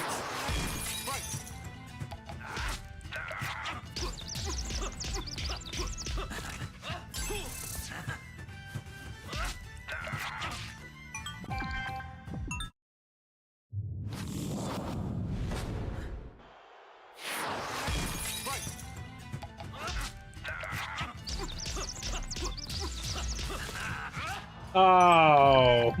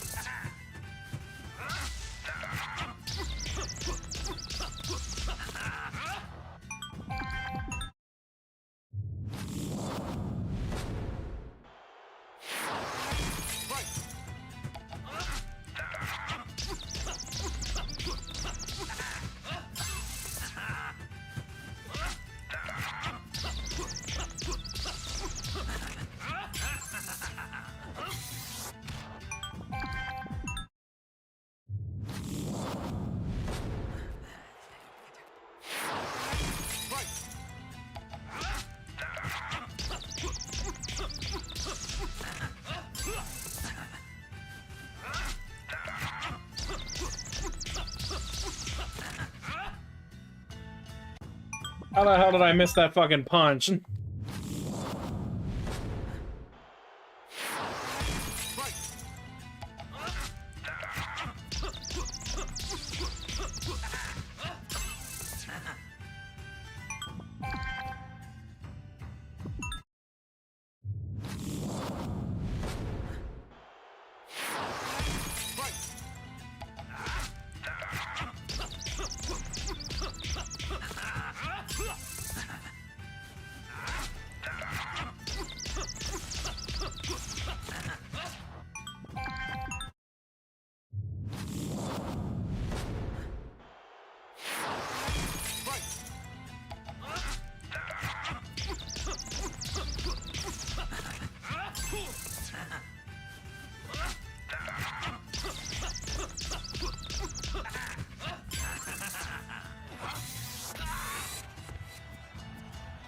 Here's one of my favorites, Mac.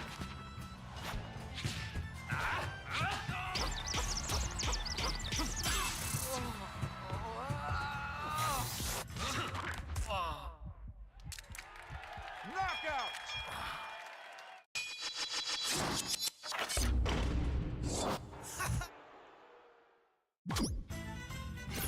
Edible.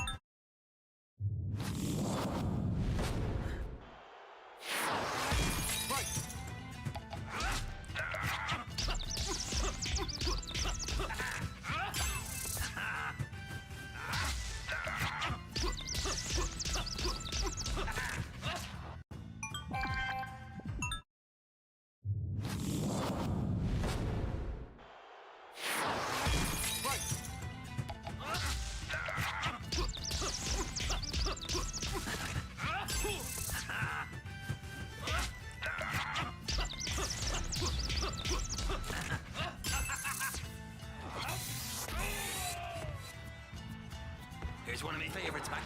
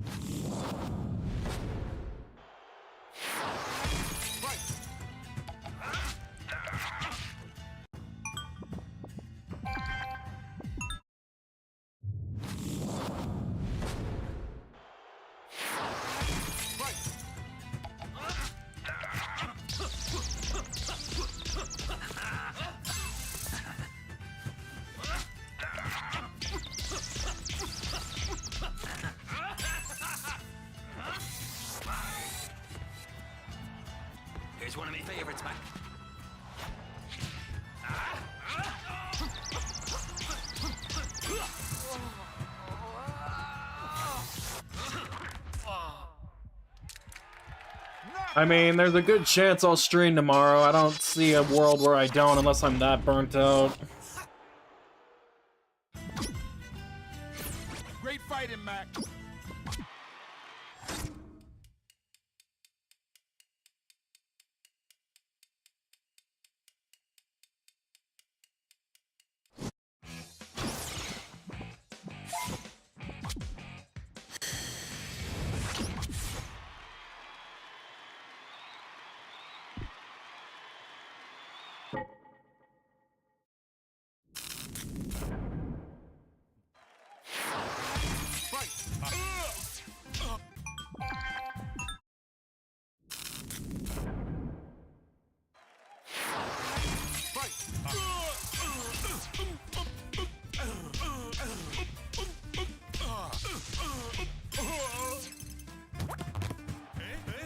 Vive la France!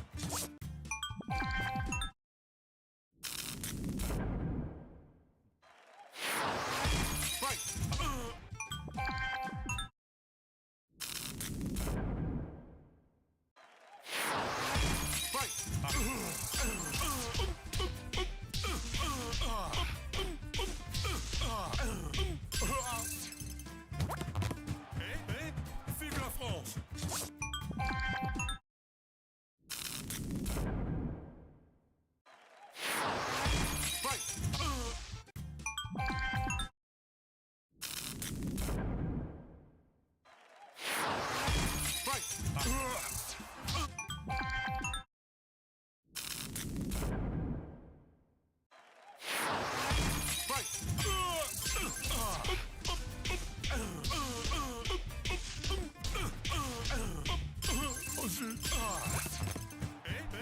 Vive la France!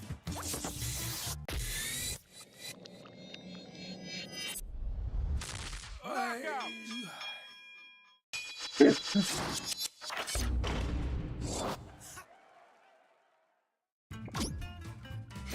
Attaboy, kid. You rock that guy. Hey, look at that! You ready for the next challenge? I tied the world record again on that one. Well, just in case I need a backup run to submit, I have this one now that the FPS counter is actually clearer, so there we go. At least I can't say I didn't tie one record tonight. Now I've done it twice. Glad that it's gonna have a sneeze at the end, though. Have a pop-off, but I don't know, it depends on if they accept the first one or not.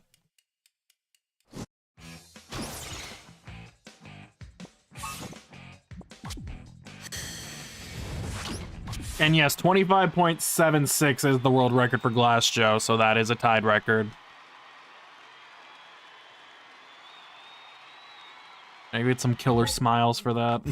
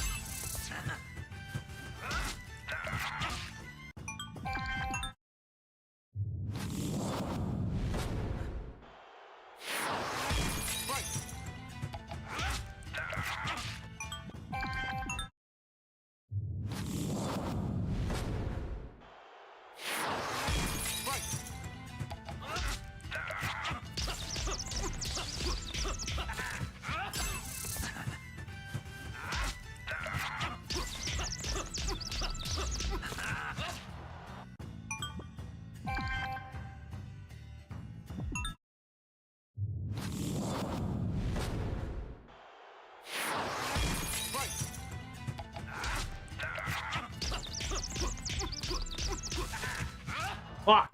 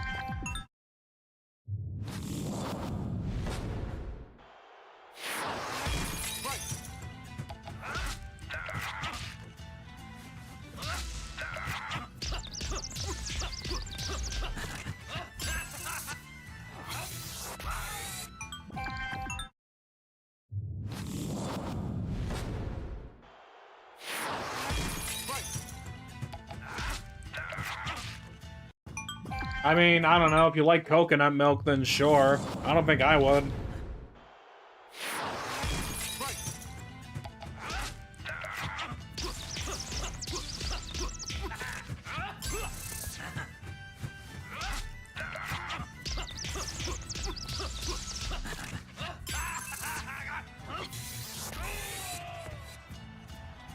Here's one of my favorites, Mac.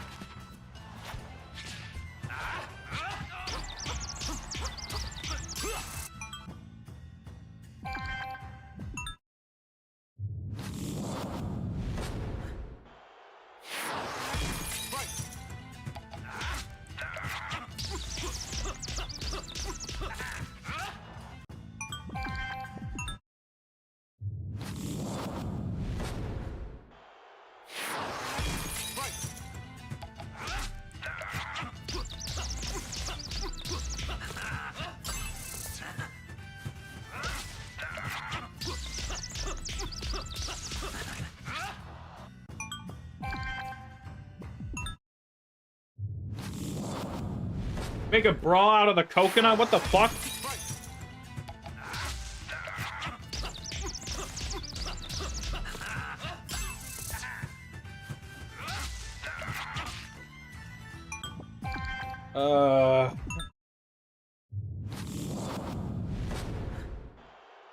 It's the Second Amendment, yes.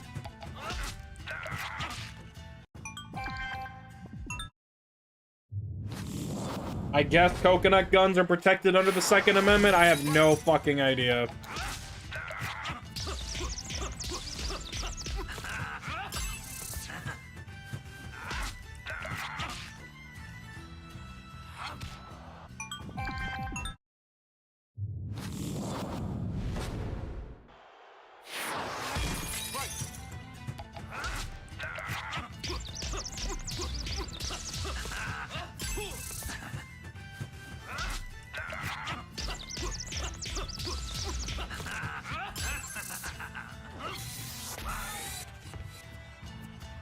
Here's one of my favorites, Mac.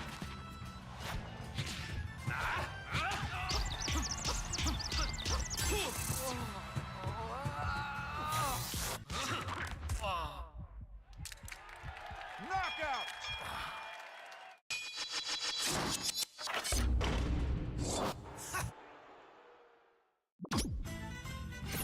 Great fighting, man. 42.33, okay.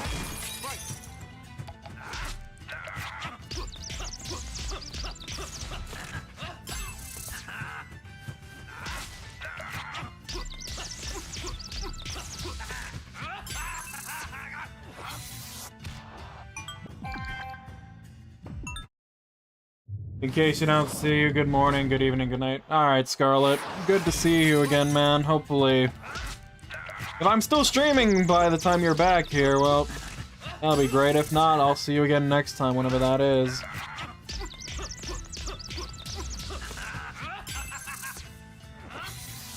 Hopefully with an Aran Ryan record with my name by then.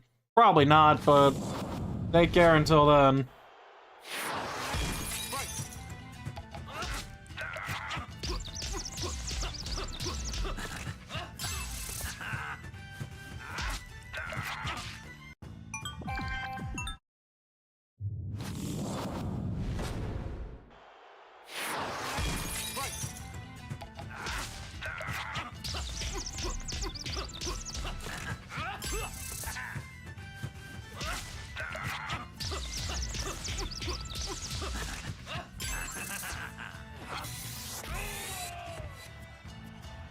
Here's one of my favorites, Mac.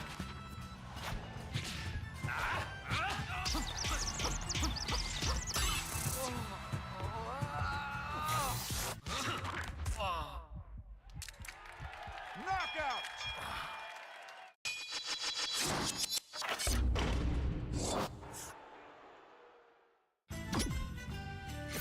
Onslaught.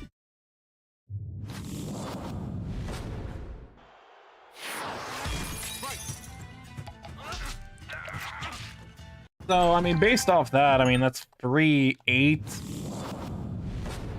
Or 3-3, something like that. Like, it's like, what? Losing 5 frames somewhere.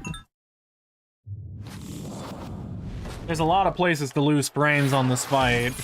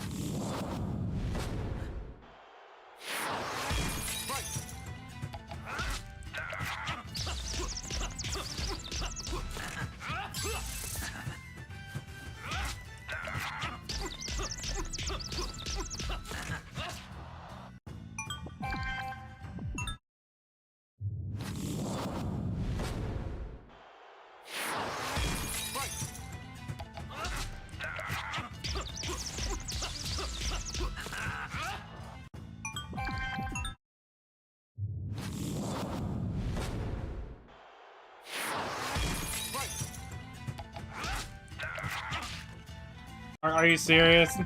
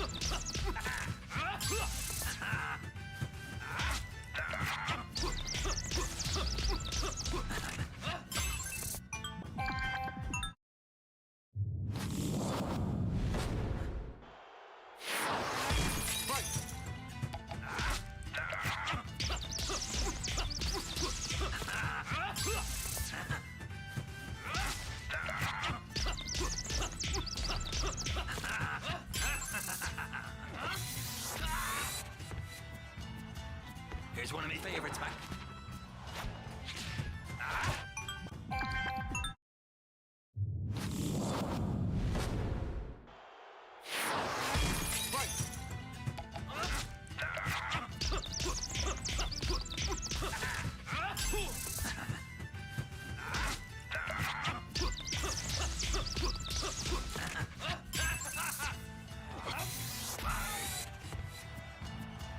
Here's one of my favorites back.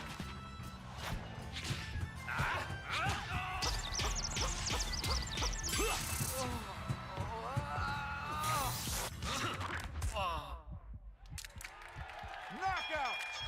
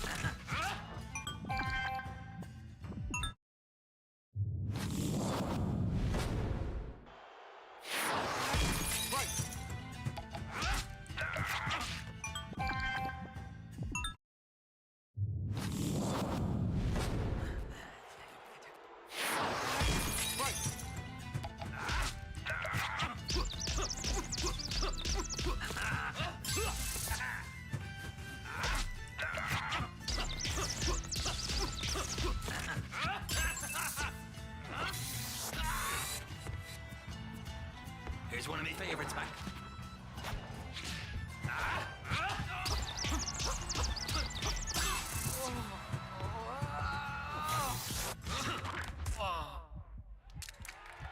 Knockout!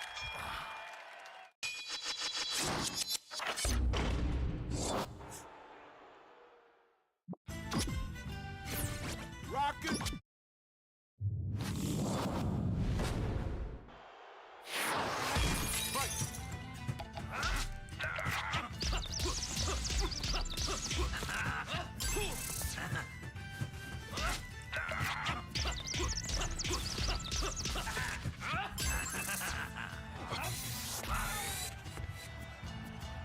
Here's one of my favorites back.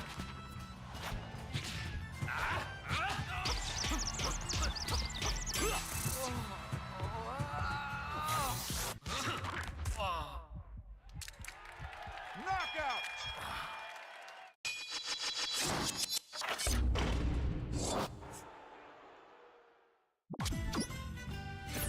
Rocket.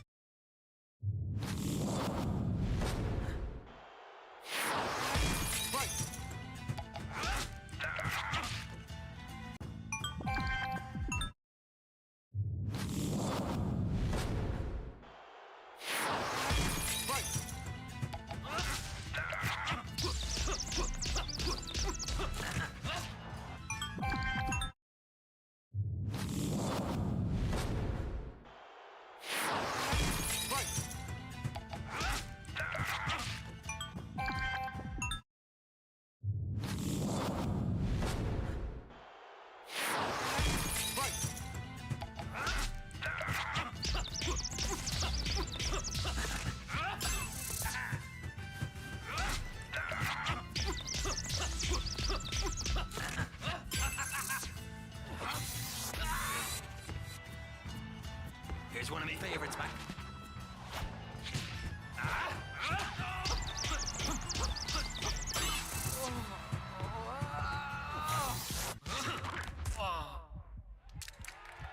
Knockout.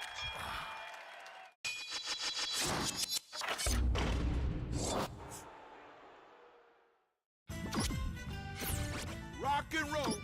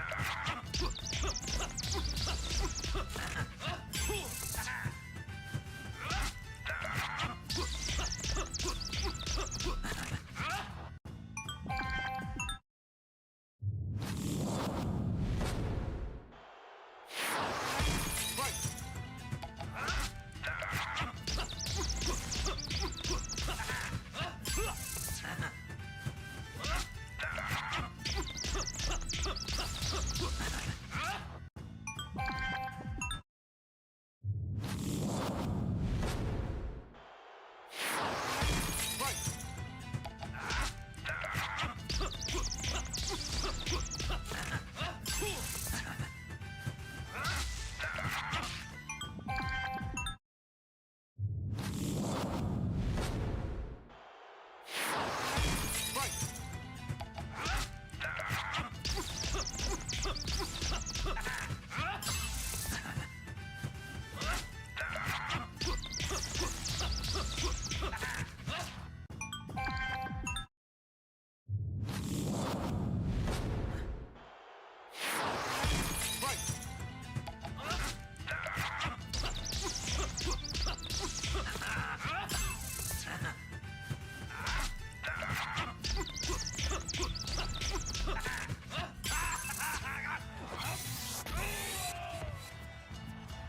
Here's one of my favorites back.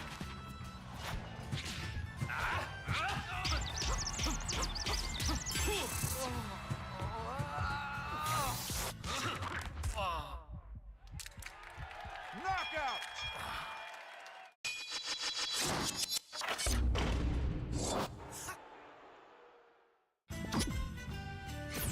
Join Club Oh. Nintendo today, Matt. I think that's my best time tonight, at least. So I figured out at least one thing. I know when to time the headbutt now. Now it's just a matter of getting the other shit. The sound cue does work. I just gotta keep going.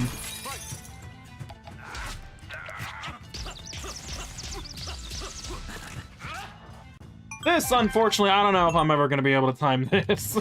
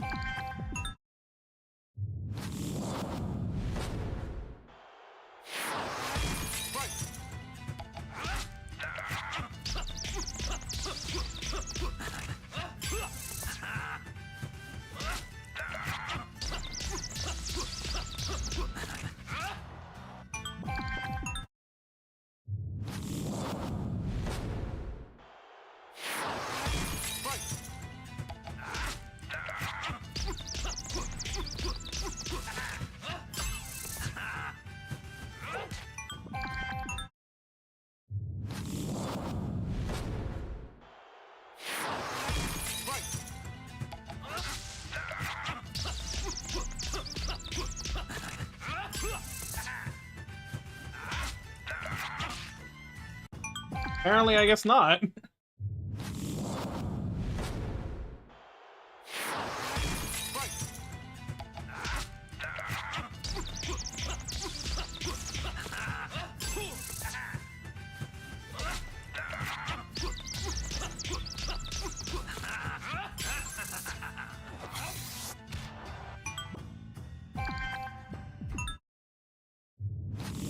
Not getting close with that.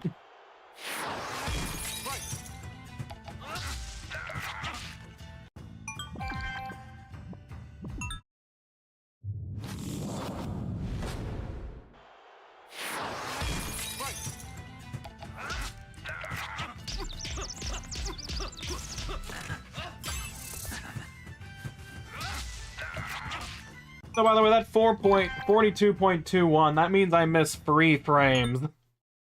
3 frames! God damn it.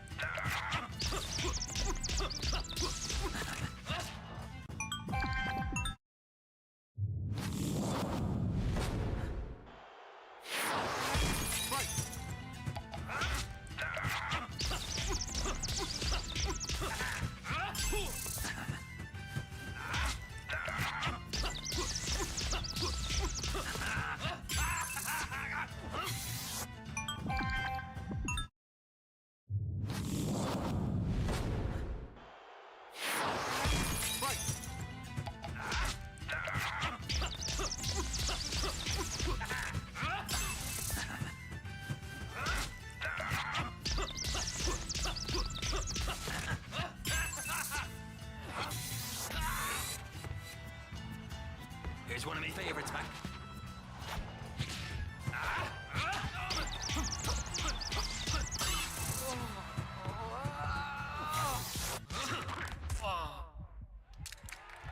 Knockout!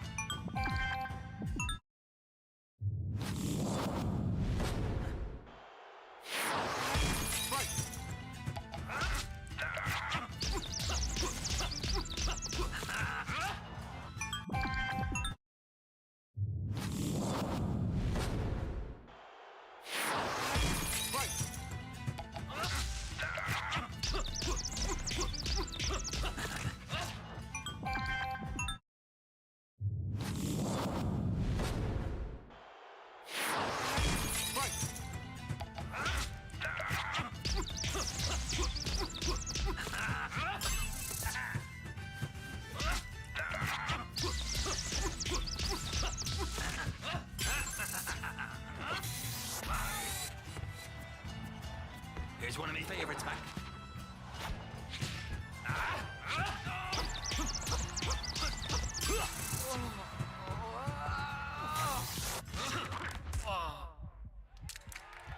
Knockout!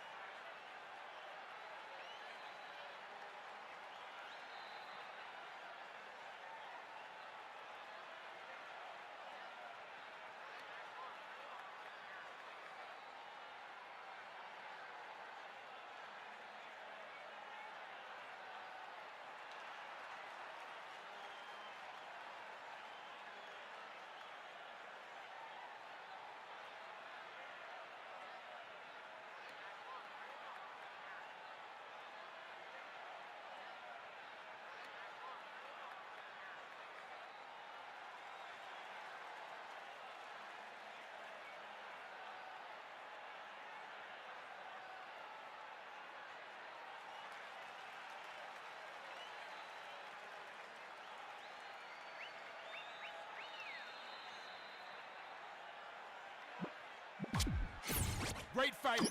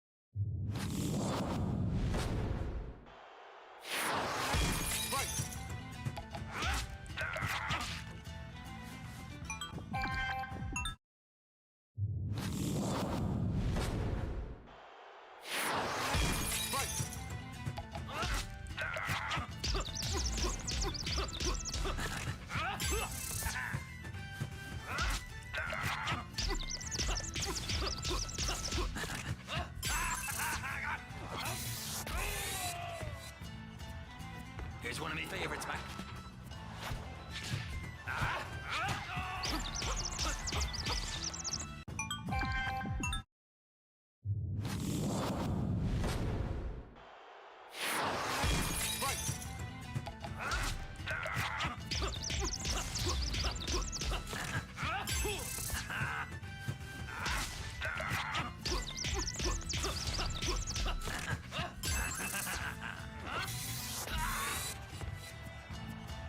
Here's one of my favorites, Mac.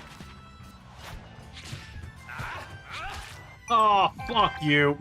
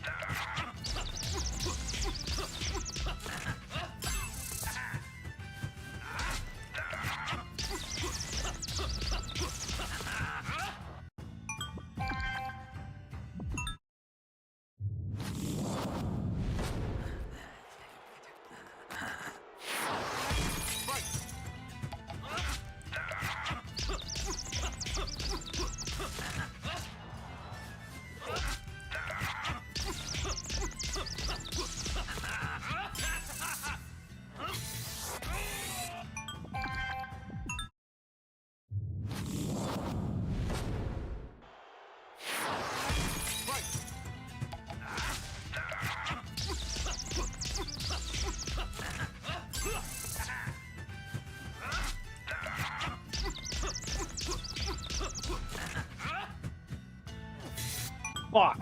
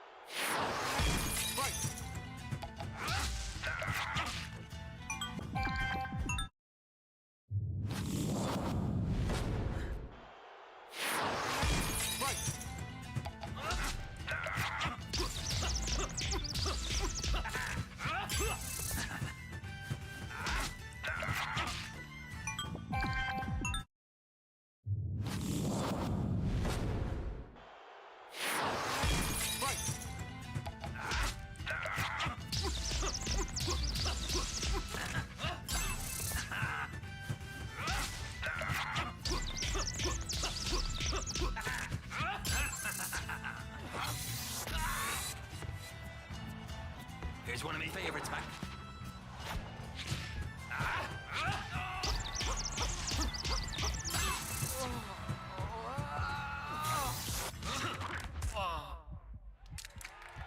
Knockout.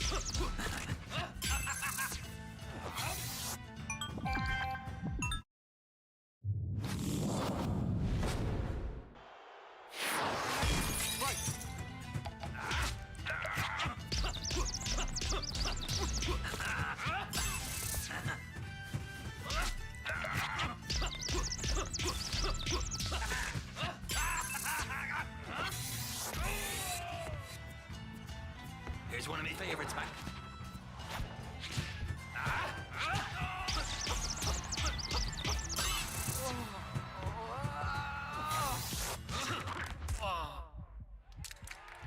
Knockout.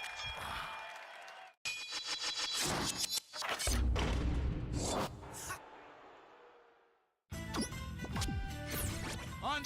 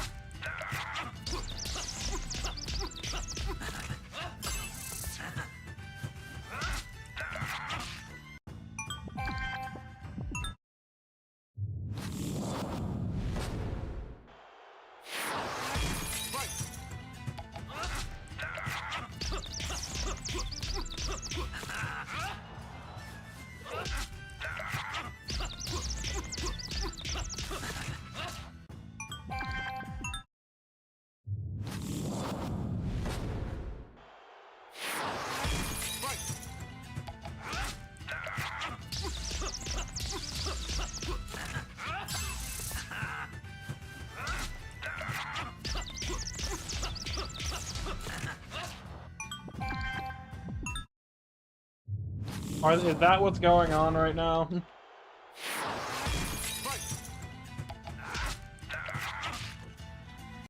Okay, well, I was gonna say either people are camping out for Pokemon cards or for the Miraidon and Koraidon, but the fact that you said that already makes it clear that they're camping out for the fucking Pokemon cards, so, you know.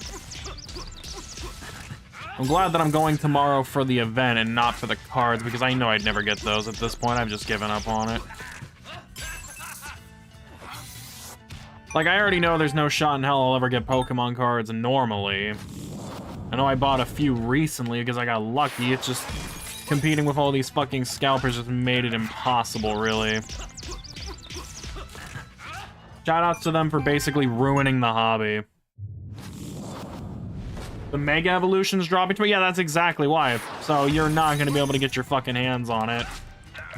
I'd love to get a pack, like to get a box or like a couple packs and open them on stream, but I already know full well that the chances of that are basically slim to none unless I buy them on fucking eBay, which the fact I have to go through a secondary buyer who's gonna upcharge it is just not fucking worth it.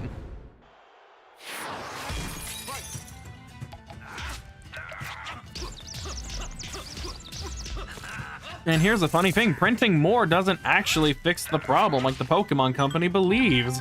Because people still fucking camp out and buy this shit. Because so many people now have card businesses and it's just fucking ridiculous. I miss when you could just walk into a store and there'd be a fucking flood of them.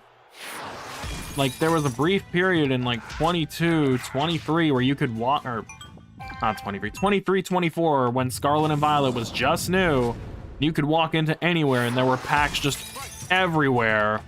Then all of a sudden, thanks to some fucking Evolution set, now it's all just fucking ruined. Now you're fucking lucky to get anything.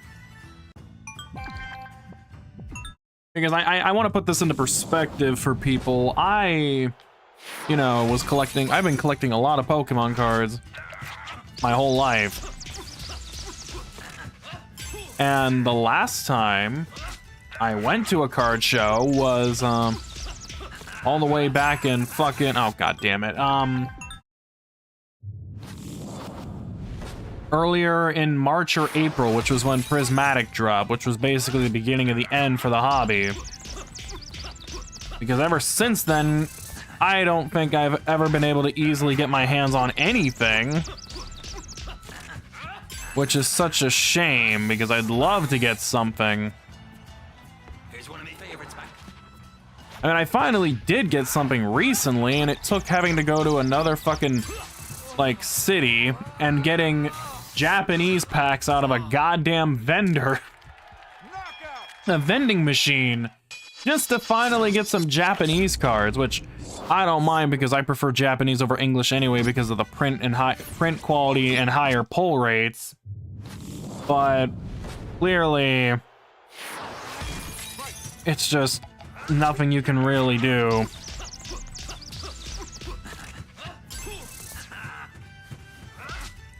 Which is funny because last week, I was finally able to open a set of Prismatic for the first fucking time.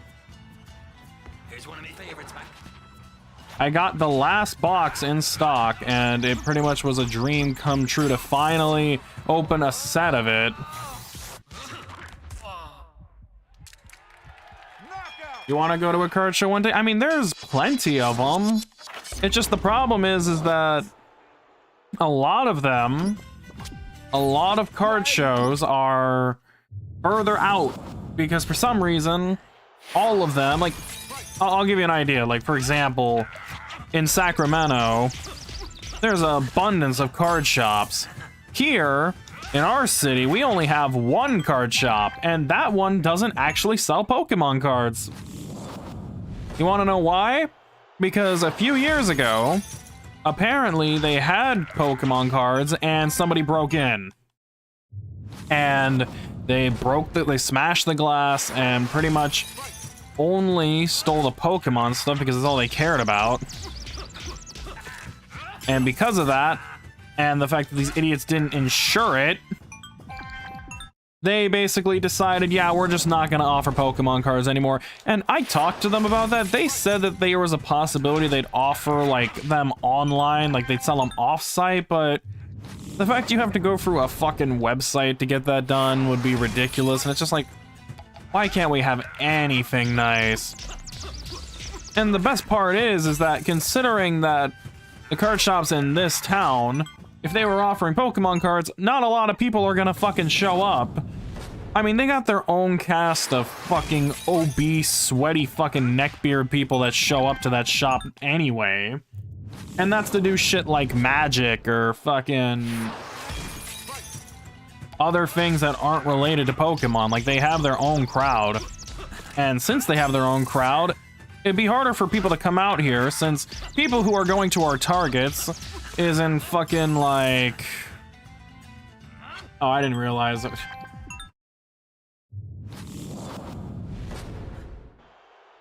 Like, they're coming to our targets, going to GameStop. So, sure, they could come to the local card shop here, but then they'd have to drive all the way out here, and most people don't want to fucking do that. Most people don't want to show up to this town. I mean, there's nothing to do here. The best things you can really do is leave and go somewhere else, which is honestly the funniest thing, really. And then...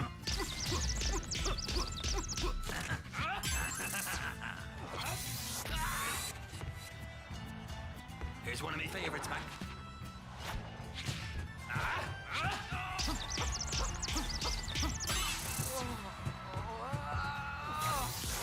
I don't know.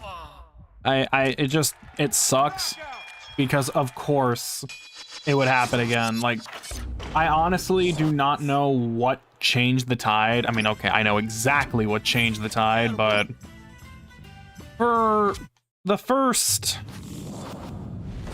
like, ever since the beginning of the Scarlet and Violet era, there were pretty much like an abundance of cards because people were finally starting to fall out of the hobby a little bit. And despite all the stuff they were offering in these sets, like, there was some really good shit. I mean, I'm not saying that the older cards are cheaper or anything, like, in the Scarlet and Violet era. There's some pretty fucking expensive ones, but there was an abundance of them. There was plenty to get because nobody was, like, fucking stocking up and loading up on them. But because Game Freak loves to pander, or the Pokemon Company loves to pander, they release a set that has not one, but all the fucking evolutions in it again. This is the second one! And I know they've released, like... I don't think... They have just such an obsession with the evolutions, they really do. And it doesn't just happen here. This happened in the Evolving Skies era. They released the evolutions, all of them, in that one set, and is it any wonder why Evolving Skies is the most expensive and most sought-after set in the Sword and Shield era, and Prismatic is currently the most sought-after set in the fucking Scarlet and Violet era, because guess what?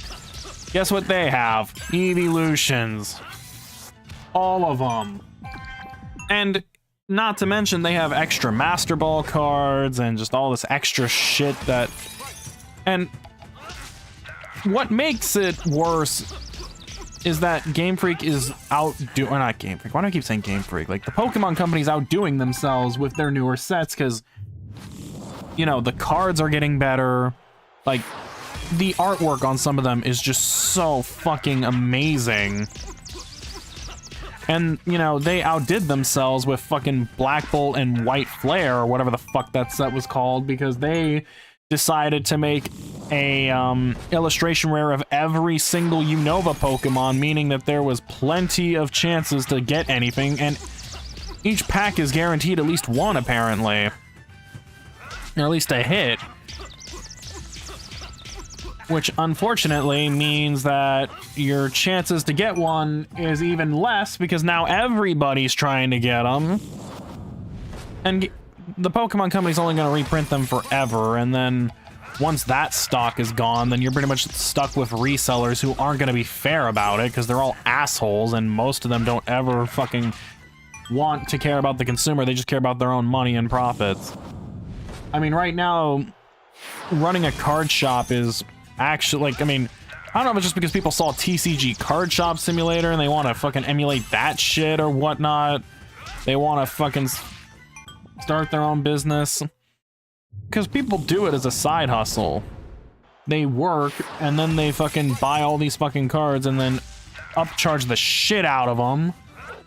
And I know I'm guilty of buying them because I don't have another fucking choice. What am I gonna do?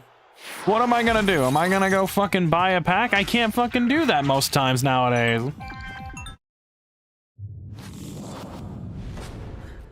It's not even just keeping it from the real Gen 5 fans, it's just keeping it from people who actually give a shit about the fucking hobby. Trust me, you wouldn't believe how many people who buy Pokemon cards don't know shit about the fucking series. Like, I know there's plenty of those Instagram or whatnot accounts that do these stupid things where they buy all these cards and packs and then have a sale where people can purchase pack openings. That's a thing. That's what Whatnot is most known for, really, outside of maybe some auctions for other things. What people do on Twitch and Whatnot and all these other fucking sites is they will host pack openings where people can purchase packs from the seller and they will rip it for them live on stream, which in one hand sounds like good faith, except there's been controversies in the past where people have taken cards that were like major hits out of the pack. Like there was one where somebody actually pulled the Moonbryon on stream for a person and they swapped it out with some garbage on purpose. They pocketed the fucking card. And plus they also charge extra for ripping it open for you, because of course they do. And then I'm pretty sure they also charge you shipping, which is like, what the fuck's the point? People care that much about it, and meanwhile for me, I just want to fucking own the cards. I love the art. And the worst part is that due to this, due to the fact that the hobby has just become so unfucking enjoyable because of all the scalpers and the upchargers and everybody who just sees it as a business as opposed to actually doing it for the love of the damn series, it's making shit like TCG Pocket more fucking popular, which you guys know I don't like TCG Pocket. You guys know that I have many problems with it because to me, it's just a bunch of digital cards that, yes, have cool gimmicks to them, but guess what? You're never gonna actually physically own them. And then you know what happens when they decide to take it down one day? Boom, all of it's gone, and you got nothing to show for it anymore. Here's one of my favorites, man. So it's just so unfortunate that due to the scalpers ruining this fucking hobby, it means that more mobile apps like TCG Pocket become popular because people want to collect. And the only way they can is via a mobile app. Seriously, it's just not fair. I wish I could enjoy the hobby, but I really can't, you know? Yeah, exactly. That too.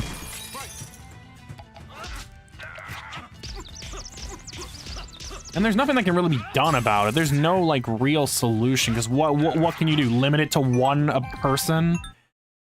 Then you know what happens is that you're just gonna get long lines of people camping out and hoarding them somehow. Like, GameStop has that two per person limit, and they're still sold out. People call weeks ahead just to fucking place a pre-order on it.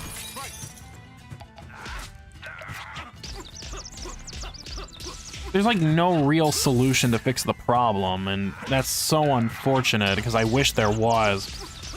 I mean, what are we gonna do? Start shooting scalpers? I mean, I would never recommend doing that. Here's one of my favorites, man. Like, what are you gonna do? Fight the scalpers? You can't do that either. There's nothing you can really do to stop them. They're just gonna keep ruining this hobby until either they get bored of it or they start moving to digital entirely, which they're not gonna do. They're never just gonna move exclusively to digital, but my biggest fear is the scalper should be drug out to the street and shot. You like to use that line a lot, don't you? Because I saw you use it yesterday in Matt's stream. Oh, fuck.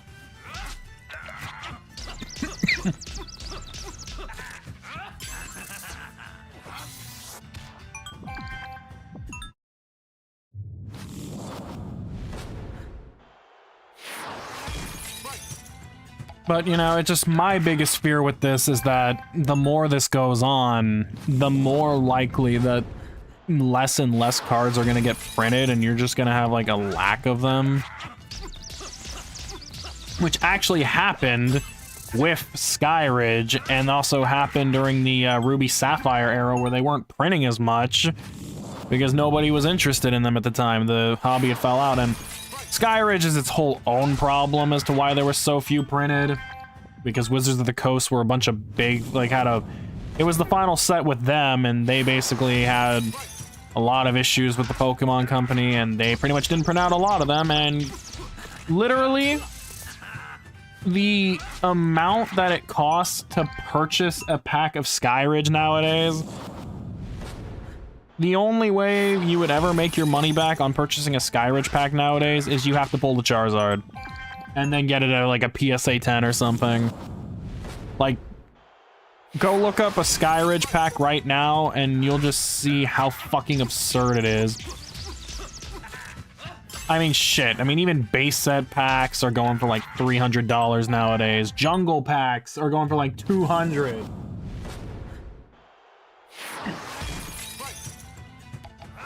I mean, that's another problem. Some of those scalpers actually do have real jobs, and they use the real job money to basically hoard all the fucking Pokemon cards they can.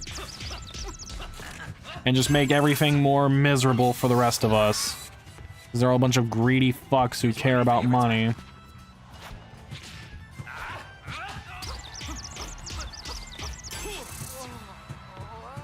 Because money is their motivator. I mean, granted, I guess there... What would be really funny is if that there was, like, one of the ways I've seen people suggesting, combating the scalpers is to make them actually take, like, a test of Pokemon, like, actually test their Pokemon knowledge to see if any of them actually know shit. Which, guess what? Most scalpers couldn't tell you any Pokemon if you fucking showed them one. I mean, yes, the only problem with that is then, like, most people would not be able to get Pokemon cards too, because most of them, a lot of Pokemon fans probably don't know certain generations or certain information, so you can't really do that either. Like, I mean, what are you gonna do? You're gonna stop someone, like, trying to buy a Pokemon cards and be like, hey, how many different forms does Jellicent have in Gen 5? And, like, you know, you can't do something like that, or be like, how many versions of Alcremie are there? Oh my god, no, dude, I've seen that too. The fucking begging their moms to buy shit for them, that happened to me back then. I told this story because this happened the same day that I accidentally convinced someone to steal a bunch of chicken, which was actually kind of funny, really, but you know, you can't do that. Because I remember I was there, like, at the store that day, and the lady was there restocking the Pokemon Center machine they have, which has all the Pokemon packs and booster boxes and shit. And the worst part was I was already behind, like, 3 other people, so I was already kind of low-key scared that they were just gonna fucking snipe every single thing in there for, like, all it was worth and just bleed it dry, leaving nothing for the rest of us. But behind me was this elderly woman. Well, not elderly. She was retired, but, you know, she had nothing better to do with her day, and the thing was, she was talking about how, like, I talked to her, like, hey, are you in line for the Pokemon cards too? And she's like, yeah, I'm getting some for my son. I'm like, oh, that's great. How old's your son? She's like, oh, he's in his 30s. I'm like, what the fuck? So hang on, your son is having you pick up Pokemon cards for him? Here's one of my favorites, man. And he's in his 30s, and she's like, yeah, he's actually working at the Starbucks right now. And I'm like, are you fucking serious? Like, so this poor kid, not poor kid, this poor mom, this poor fucking mom is waiting to buy Pokemon cards for her fucking child in his 30s, working at the Starbucks right next to it. And apparently he took an early shift that day just so he could get the Pokemon cards. Like, I found that absolutely fucking insane. So you have this poor elderly woman who's just waiting there to get some damn cards for their fucking kid, and they're telling me, like, how apparently they sell cards a lot and they have, like, a super rare Charizard in a briefcase. I'm like, oh my fucking god, it's one of those people who treat it like life or death virtually. And the funniest thing of all, after all that, the vending machine for it was broken. The vending machine was broken. Like, it wasn't working, and the thing would not come back online again for, like, another, I don't even know how long it was, like a couple months. It was only just fixed, like, a few weeks ago, I think. So the mom, who was basically waiting there to placate their fucking child, who's in their 30s, by the way, ended up just getting nothing. Which is probably the funniest thing to me, realistically, out of this whole story. Because I saw the kid. I saw the kid. Like, they were, like, as stereotypical as you could fucking think. They had the beard, they were fat, they had, like, a bunch of Pokemon pins all over their fucking apron. Now, look, I need to make this abundantly clear. I don't care if you're in your 30s and you love Pokemon. Hell, I mean, come on. I know people in their 50s, 60s, 70s, and 80s. Oh, okay, I don't know that far out, but I know there are Pokemon fans in, like, their fucking 50s and their 60s and their 70s. I mean, Pokemon is more than just, like, a fucking niche thing. It's a cultural phenomenon that has impacted how many generations at this point? So the fact that, like, there's someone in their 30s who's, like, a Pokemon super fan, that's not really disturbing to me, because there are people who are much older and probably creepier who love the series more than they do. So it's like, I can't. Hell, I'm a fucking hypocrite. I'm in my mid-20s and I love Pokemon. My brother's in his 30s now and he loves Pokemon. Most of our group is in their 30s and they like Pokemon. So there's no fucking, like, there's no problem with that for me. It's just that when you are so invested in it and you're fucking getting your mom, who is retired and has nothing else to do with their day, sure, but basically making them wait so you can get some Pokemon cards for your little hobby, that's just fucking weird.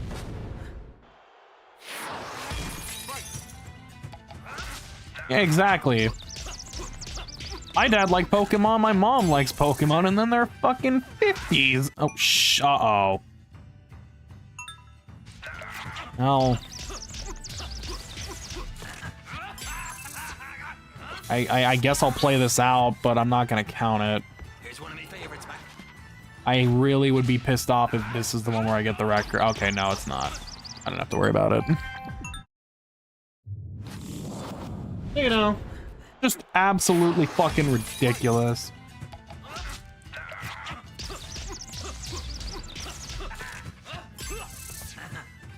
You know, I just noticed that Dungeon Master is raiding.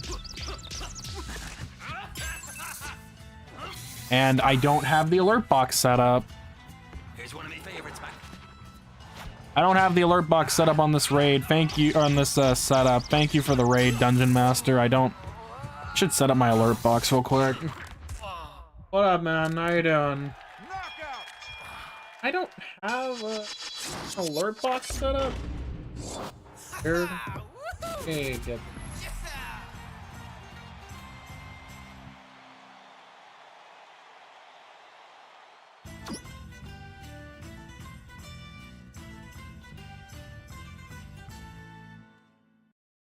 There we go. There, we'll replay it since it happened.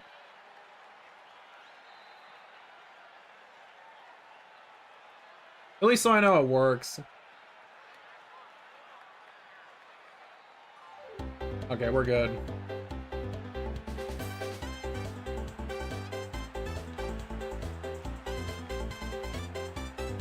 Yeah, exactly.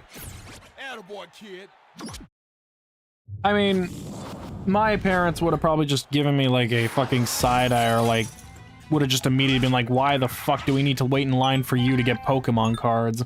They'd be the kind of people, it's like, get them yourself.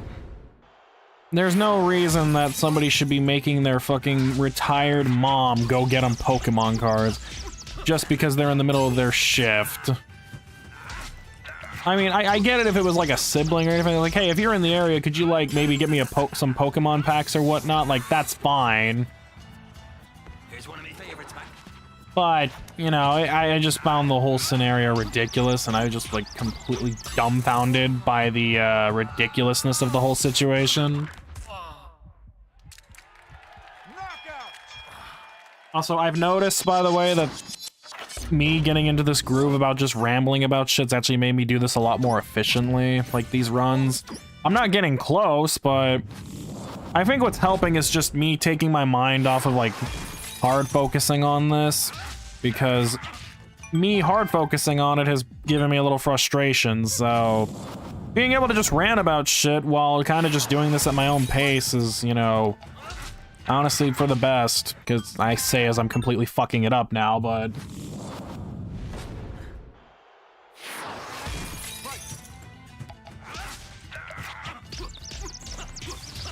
Yeah, don't lock in. That's what I've learned at this point. It happened with Mario Kart World. It's happening with this. Don't lock in at all. Because if I do that, then apparently I just can't fucking do anything, like, efficient. It's like, I do better when I don't focus. Which, I don't know what that says about me or anything, but, you know, that's something that's kind of disturbing.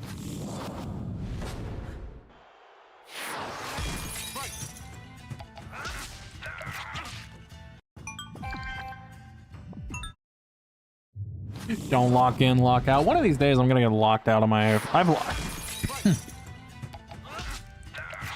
I guess.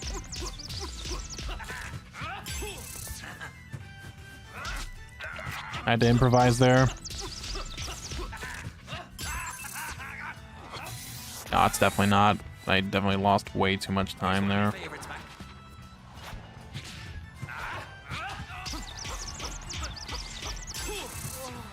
Probably a 45 point.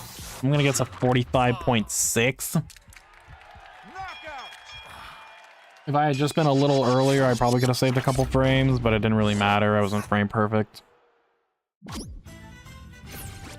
42.38. Never mind. I was like, fucking like 30 milliseconds off that one.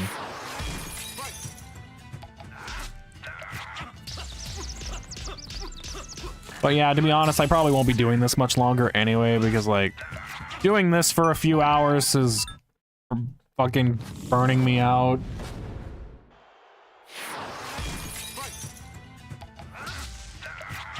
Not in a bad way, but you know, like I can understand, like I can only do this for so long before I realize I just kind of need to take a break and just relax. Because to be honest with you guys, I didn't even think I was gonna actually stream tonight. Because let me explain what happened. I was scheduled for work.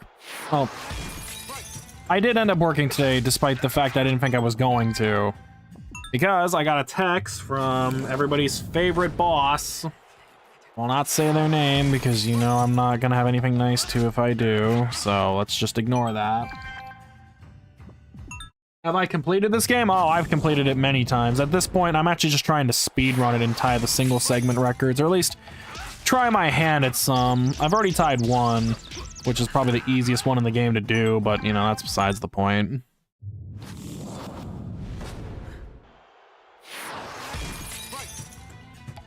I mean, here's the thing. I need people to understand. I don't think I'm actually ever going to do, like, a full segmented, like, game run of this. Like, I like the idea of actually going single segment. Like, I want to master every boxer, basically, or at least I want to try that. I don't think I ever will, but for me, it's more comfortable to fight each boxer individually than do it all in one go, because I know my fucking impatience, like, that's probably why I don't run long-ass games. Like, I don't run games that aren't, like, that can't be beaten in, like, 10 minutes to 30.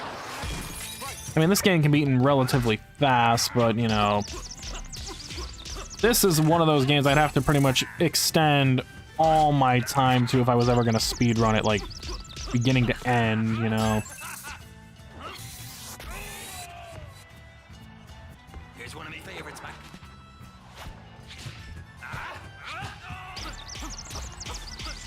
I completely missed that fucking punch.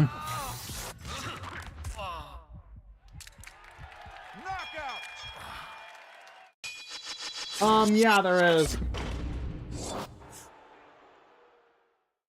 After you pretty much do every fight in the game, like contender mode and title defense mode, you unlock Max Last Stand, which is basically a challenge gauntlet of all the title defense fights. And in that, you can actually run into Donkey Kong, which, by the way, for anyone who's paying attention in the corner right now, you can see Donkey Kong in the bottom right. Well, you're not going to see him there anymore. I don't know if he might shift positions. Donkey Kong doesn't show up in the crowd until Max Last Stand, or at least I think that's how it is. Yeah, he's in the bottom right now. He can be in the crowd, which is, you know, cool.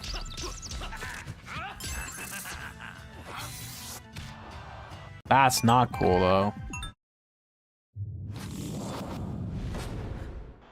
But yeah, after you just have to fight Donkey Kong once, and then it doesn't matter the outcome, whether you win or you get your ass whooped, you do earn the chance to fight him in exhibition, pretty much. And you can fight him whenever you want, and he's got challenges, and he is one of the single segments you gotta speed run. So, I need to explain, really, because there's what essentially boils down to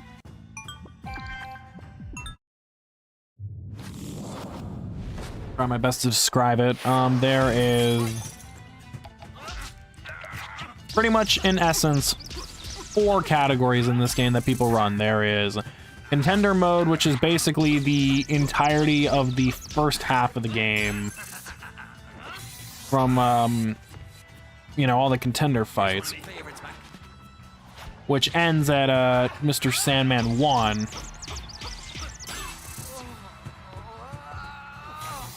And then after that, there is title defense mode, but that one doesn't get run. It's contender mode, then full game segment, and then you have individual fights like this, like single segments. Oh my god! Now you ready for the next challenge? I was 1 frame off again?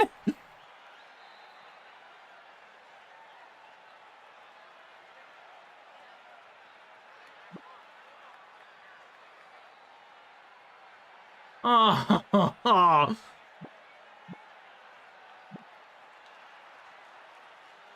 At least I know I can do it again, because I was there. I had it, okay? I know it now. That previous 4209 was not a fluke. I know that now. I know it's not a fluke, because I've now done it twice. Though I really wish I knew where that missing frame was. I really wish I did. Because unfortunately, I don't think you can do frame-by-frame analysis. I mean, we don't have Uni here to basically figure that out for us. I mean, I know their Discord is in their speedrun.com thing, but I'm not gonna go to their fucking thing and try and be like, hey, can you come watch my stream real quick? The thing is, I wasn't saying anything while that whole rant was going on, but I did notice the clock was at 2:18 when I was making that final push, and the 2:17 came up right as I hit the final blow, and I'm like, I didn't want to say anything because I didn't have my hopes up yet that it was right. But at least I was close. Of course, now that probably means I'm never getting close again, but you know. At least I know that I can get very close.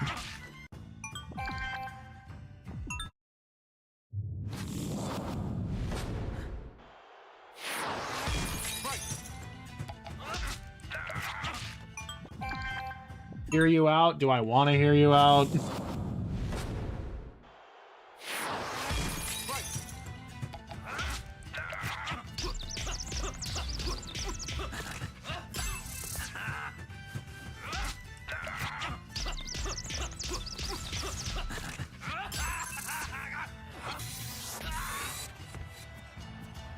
Here's one of my favorites, Mac.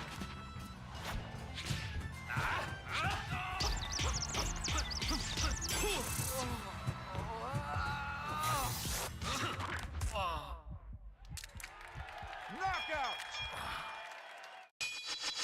Replace the letter I with whatever that is. Imagine the spelling of cursive.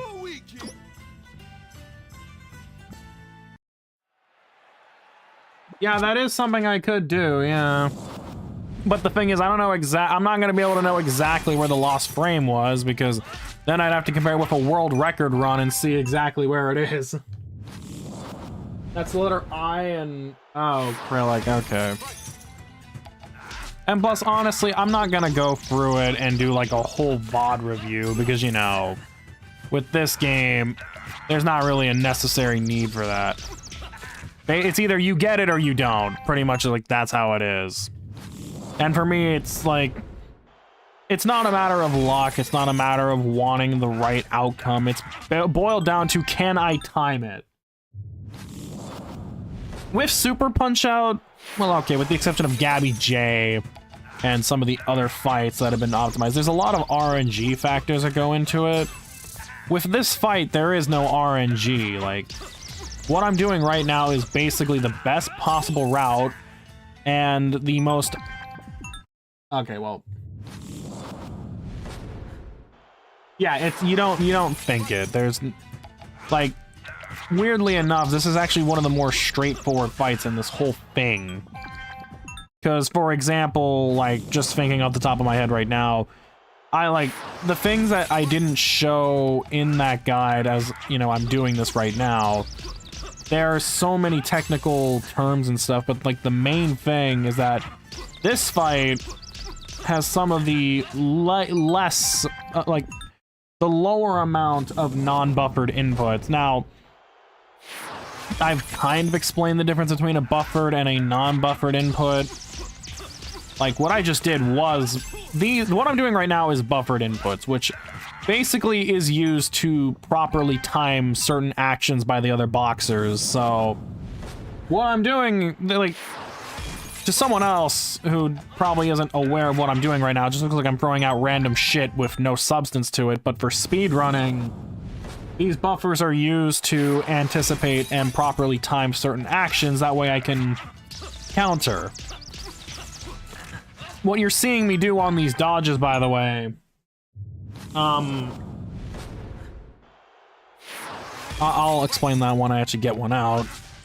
These are non-buffered inputs that I'm doing right now. Well, the dodges are, not the regular punches. The punches need to be buffered. But these non-buffered inputs are exactly what they are. Like, you can't buffer them, you have to time them. And a lot of these fights have non-buffered inputs that you basically have to be frame perfect on, otherwise it is impossible to get the world record. Which, in my case, for anyone who watched the Glass Joe fight, there is 3 of them. It's the easiest fight in the game to do it, but you still got to be frame perfect on 3 different opportunities, and if you miss even one, well then guess what? You're not getting the record. With Aran Ryan, I forget how many there was. I think it's like 4 to 5. Like, every single one of these dodges I'm doing right now has to be frame perfect. Along with the reaction punch. And then the other non-buffered input, the one that I struggle with the most, as you guys have seen, outside of, you know, getting punched or headbutted a lot, is timing the star punch, which I feel like I've done that one frame perfect. Like, I'm pretty sure that's not where I'm losing the extra frame. I don't know where it is, and it's really hard to tell, because there's so many dodges that you gotta time, so many counters that you gotta time, like that one, that it's basically a guessing game where it is.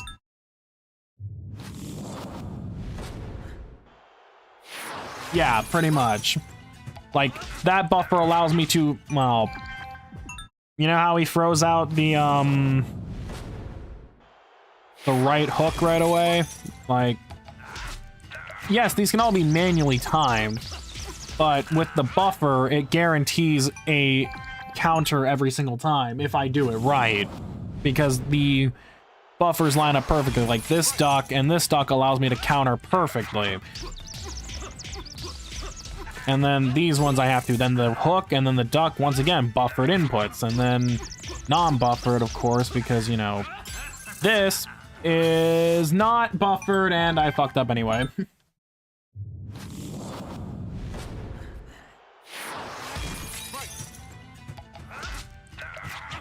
Now, the thing is that buffers are used in all 3 games. But it's not just buffers that you can use, because there's more that goes into it.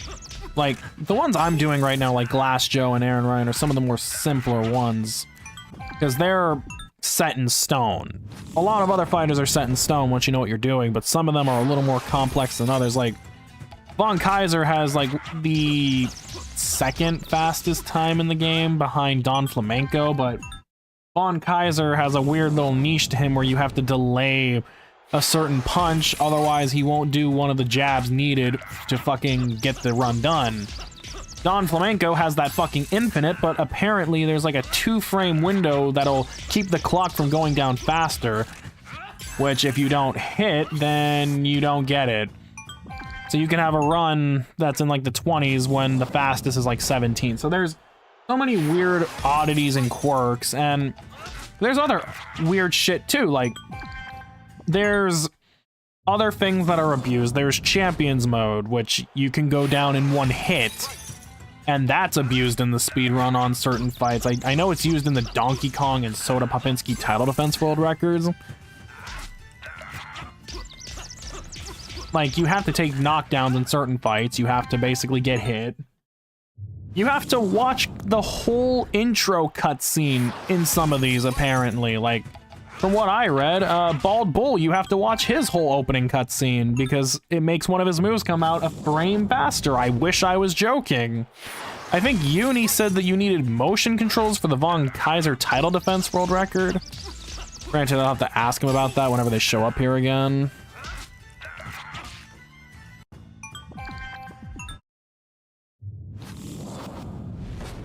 Like, there's so many things that go into it, and I mean, I know that a lot of these records are tied, but that's not because they're easy to do. It's because people were willing to put the time and dedication into it.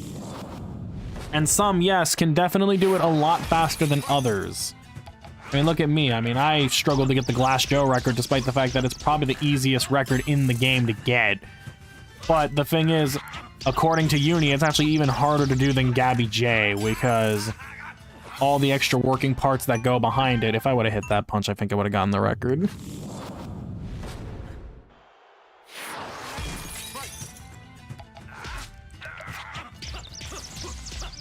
Because there's so many working pieces that go into this, and keep in mind, this is just for a single fight. This isn't even the whole game, because you have to factor this all in for a full game speed run. Here's one of my favorites, Mac.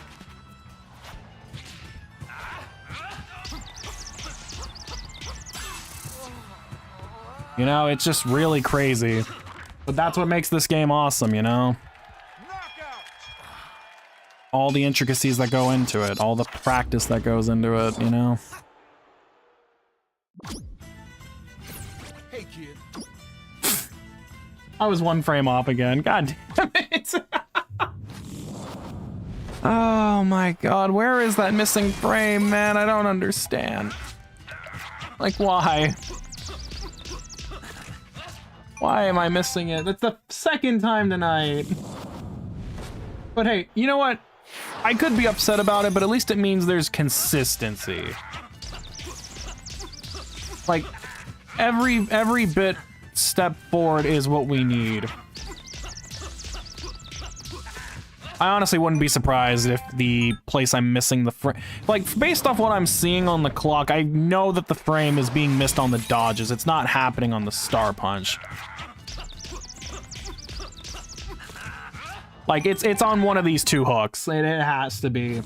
Because on the headbutts, I know it's perfect. Like, to me, it feels that way. Well, that is when I dodge them properly. But basically, to kind of just wrap that all up, there's so much that goes into just even a single boxer, to where pretty much you need to do a lot to get everything to go right. I'm definitely not getting it there. That was way too late. One of my favorites, Mac. And plus I fucked up the timing anyway.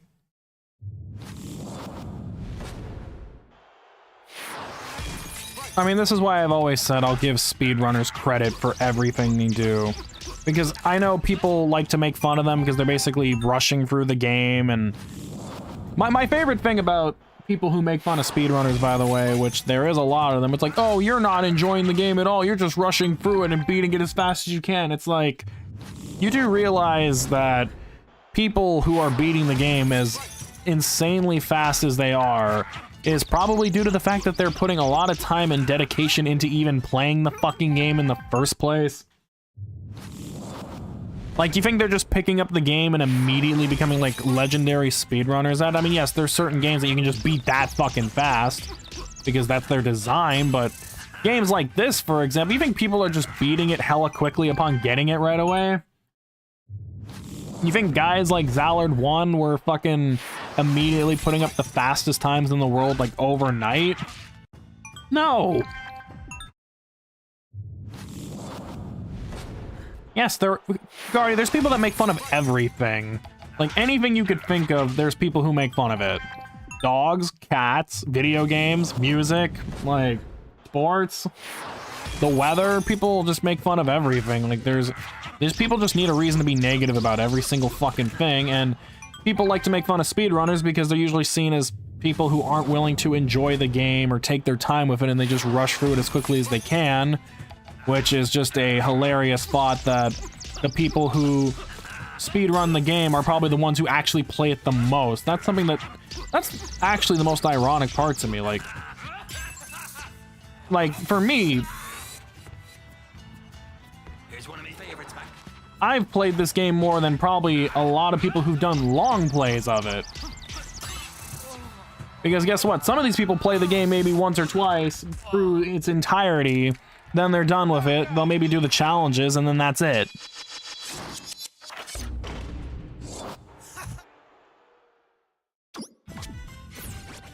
Yeah, no, that's the point. And like for me, I've done everything I can with this game normally. Like I've done Last Stand, I've done like...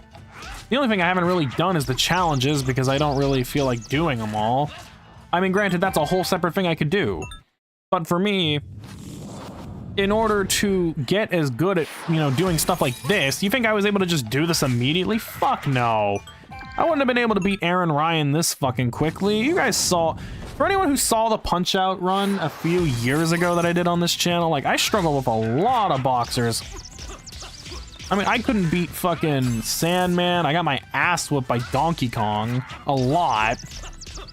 Like, they're boxers I don't struggle with now because I practiced enough, and now, if I ever felt like I wanted to do it, I could speedrun their fights.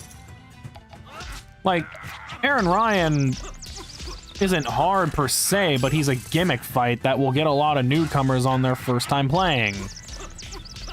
But for someone like me who's now done this fight, well, clearly, as you've seen now, has done it hundreds of times. Because, I mean, keep in mind, I haven't just been doing this on stream. I practice it off stream as well for a little bit. Like, I've gotten so many reps in at this point. It would be nice if I could restart the fucking fight.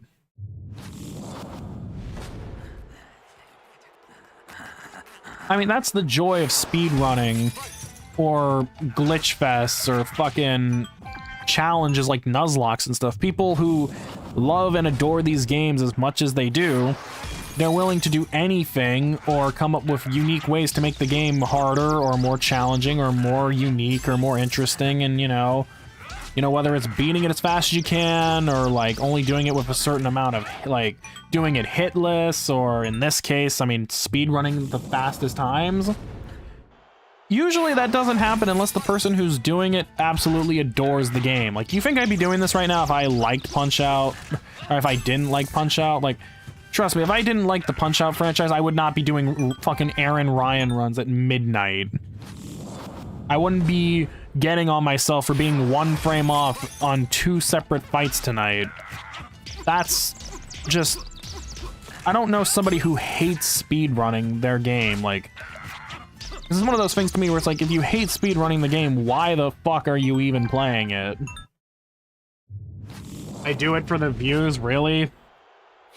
Yes, I do speed runs for views, which is funny because I think like most of my speedrun videos don't even have, like, none of my speedrun videos with the exception of like maybe 2 have a shit ton of views.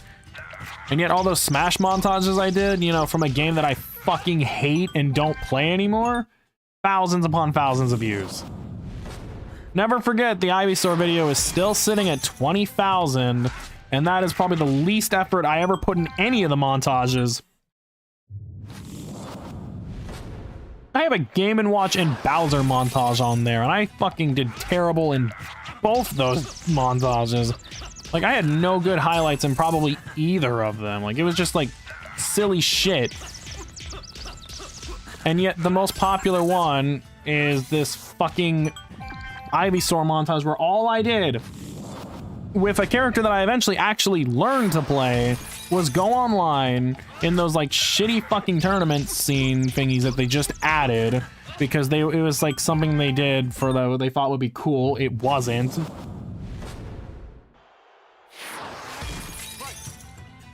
Like, I literally did that montage.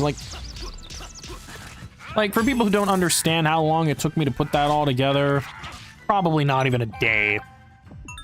I played quick play and those shitty tournaments for about, fuck, I don't know, maybe 2 hours at most, and because of the skill level of a lot of the players were just... There's no nice way of putting it. I was trying to find a nice way, but there is no nice way of doing it. Like, the best quality of players on there, they just didn't exist, because it was the little tournament option along with quick play. You just run into a lot of people who have no fucking idea how to play the game. Like, of course you're gonna run into the occasional, like, super fucking try-hard Wi-Fi warrior. That just happens, but a lot of the majority of my opponents that day were fucking Wi-Fi players, or they're like little kids who probably never even understood the concept of like a tournament match or any of the tech that existed in the game, which, I mean, let's keep it that way.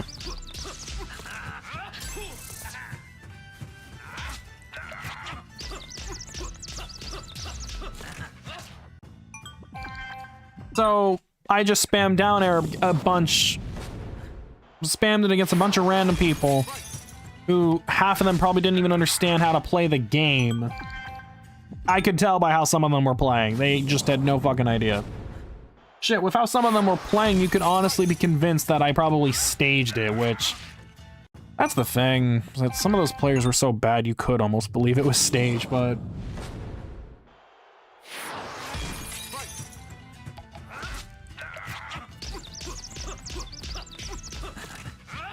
But, needless to say, it's like, when I put that video together, it probably didn't take that long. Realistically. I mean, I can tell you that editing it sure as hell didn't take that fucking long, because all I did... I think the only hard part, or the long part about it, was just extracting all the clips and cutting them. Otherwise, I mean, it took no fucking effort.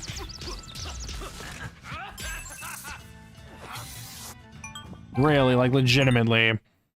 The amount of time it probably took for me to actually just convert them all to replays and then extract them out of my SD card probably took longer than actually editing the videos themselves. That's just how easy it was at the time.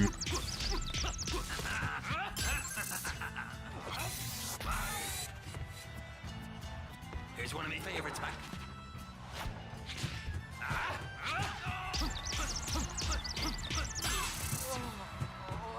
And then, of course, I put the video up on YouTube not expecting much. It gets a bunch of views. I decide that when I was working with, what's-their-face, Yormel at the time, and I was like, okay, maybe I'll get some thumbnails from them because I was interested in that. Of course, as you guys know, I did have, like, a thumbnail on there that was, like, drawn. Well, okay. There was one thumbnail I had before it that was like a meme. And then for some reason that boosted the video. And then I changed the thumbnail a second time when I commissioned someone to make it. And next thing you know, it just had this weird surge, and that surge basically lasted for... I don't even remember how long it lasted. But it got it all the way to 21,000 views, and it is my most popular video on YouTube right now. Despite the fact that the actual amount of effort that went into it was probably no less than fucking, I have no fucking idea. Not even 24 hours, I want to say like 4 to 5 maybe. I genuinely don't remember. I mean, you have actual stuff on there that took longer. Way longer. The 2 toxic montages took... Fuck, I don't even know how long they took.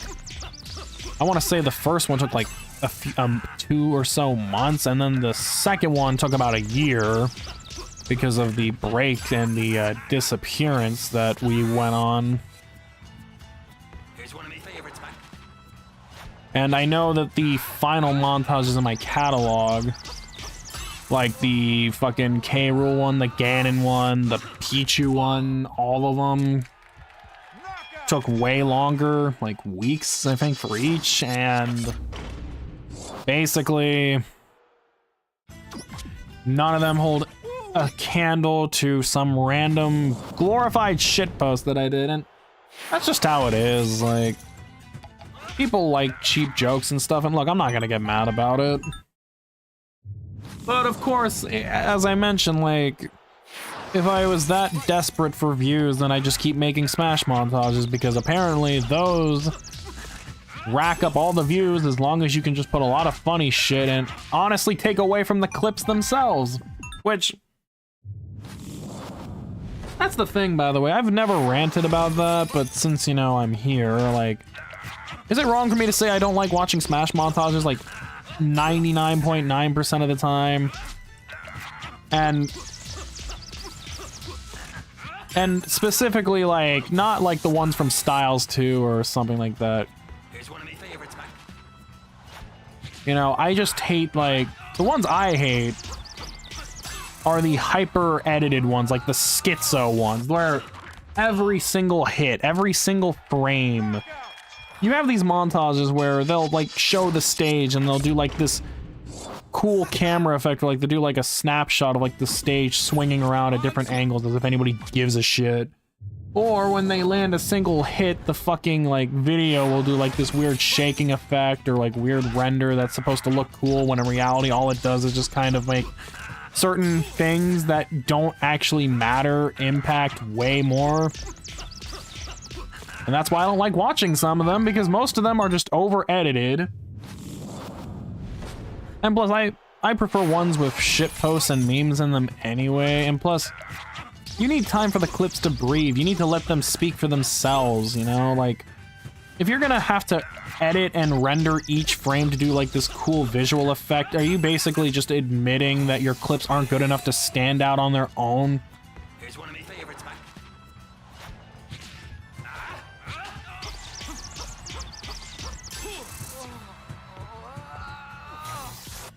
And yeah, that's the thing. And look, once again, I'm guilty of this because a lot of the montages I did had a lot of predictable shit in them, but obviously in the beginning when the game is new and shit like that, of course it's easy to fucking excuse that sort of thing because a lot of stuff is brand new and you don't really know if there's like better shit people can pull off.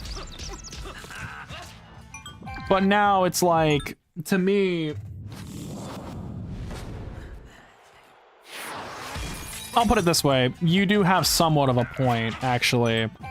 Because a lot of clips, especially now, because of how far the game has progressed and the meta and all that, like a lot of character clips, a lot of them just kind of start to blend together and look very, very similar to one another, to where you can't even really tell the difference.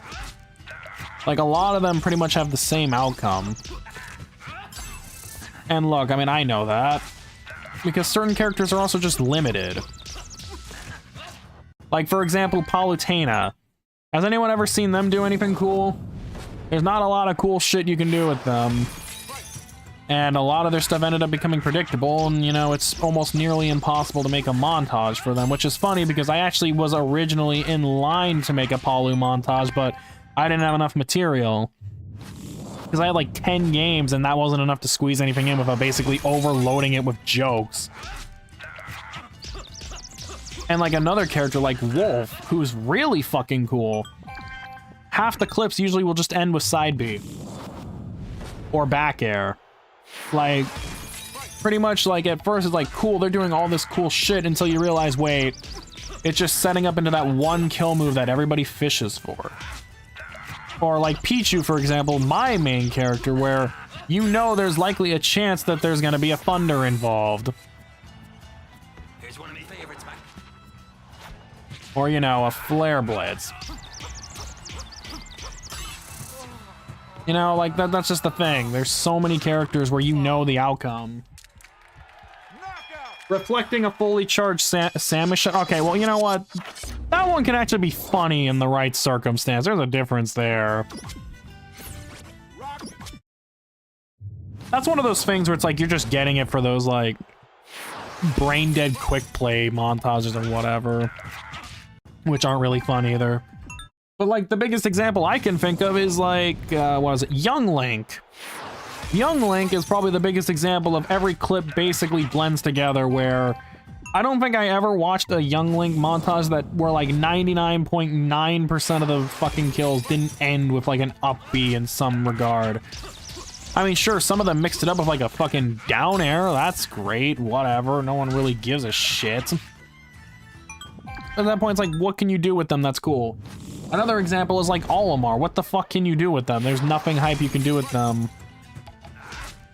Unless it's another character involved, like down airing a Pikmin or some shit. That's the hypest thing that's ever happened with an Olimar clip, was somebody down airing to recover off a Pikmin. If that's your character's greatest clip, then, you know, I mean, that's just fucking sad. Because they're not capable of doing anything hype in their own regard. Fucking... Same with, like... Min Min. Have you ever seen a Min Min do anything cool? I haven't. I couldn't name you one hype Min Min clip because there's just nothing you can do with them. You can do a shit ton of damage, yippee, and then, you know, maybe get a read or something, but other than that, they ain't worth jack shit.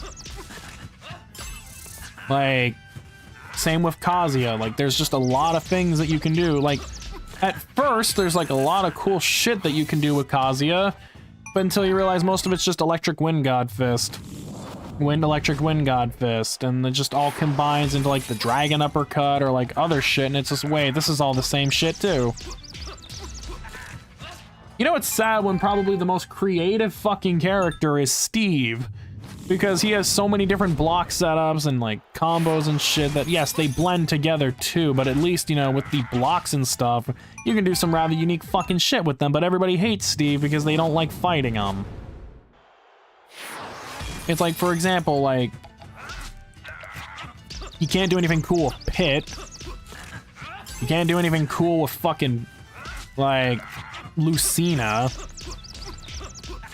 Marf tippers are only entertaining for as long as they can be, so... That's the thing with Smash montages. Once you've seen one, you've seen them all. At least nowadays, because it's hard to find anything new to do.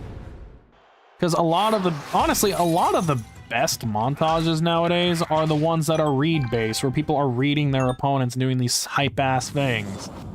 Instead of like a singular combo where it's just like it's confirmed doing a lot. And granted, that's all it's always been for montages, getting reads and stuff, but what I'm saying is that it's more extreme ones. Like, I'm not talking about like, oh, you read a jump once, so, you know, there you go. It's like, not only did you read them doing a jump, but then you read a fastball, and then you buried them, and then you read this specific thing. Like, you basically have to turn it into like this fucking minefield of trying to get the perfect clip.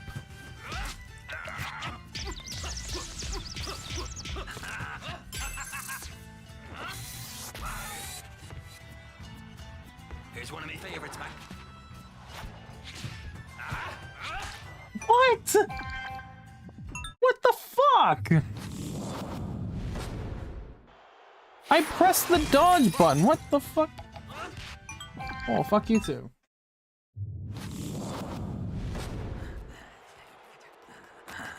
I don't know. But basically, yeah, it's just like, don't expect me to ever want to watch Smash montages anymore. Because even some of the coolest characters, like, a lot of them just start running out of unique things to do. I mean, shit, the best characters were, like, for hype shit was, like, fucking, I don't know, Incineroar. Wolf for, like, maybe a week.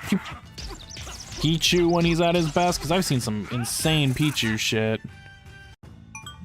ZSS doesn't really, has some weird shit, but once again, that's, like, depending on reads. Snake's a lot of bait and switch, so...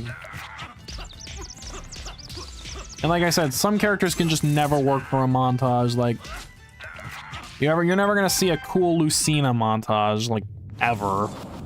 And, like, I literally challenge someone to find a hype Min Min montage, and I mean, like, Literally, you can't do it. I know min montages exist on YouTube, but you are never gonna convince me that any of them are hype or cool in any way. Like, you know those things like you laugh, you lose, or like you laugh, you owe like $100 to someone or something? It's one of those things where it's like, you could sit me in front of a min montage and tell me if I find anything hype to basically give $1 or something. Yeah, I'd never do it. Here's one of my favorites, Mac. Because I don't think that piece of shit is ever hype for anything.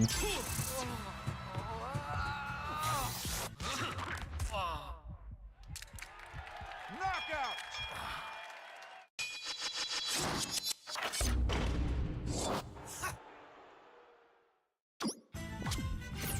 Untouched, baby. Did that sucker even land a punch? Like, bro, were you not watching the fucking fight? Like, wouldn't you know if he landed a punch? Like, bro, you should be watching the damn fight, and you would know if he fucking hit me or not.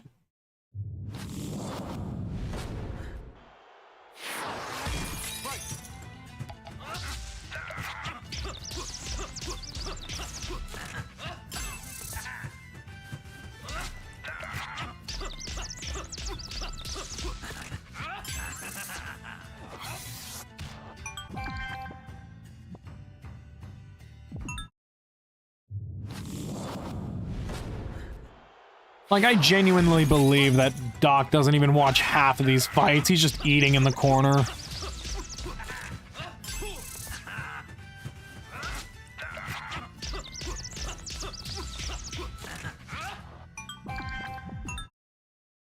By the way, just a few more runs and then that's gonna be it. Like, I felt some renewed passion after the 4209s, but that's starting to fade now. Like, I'm not really gonna keep this up much longer.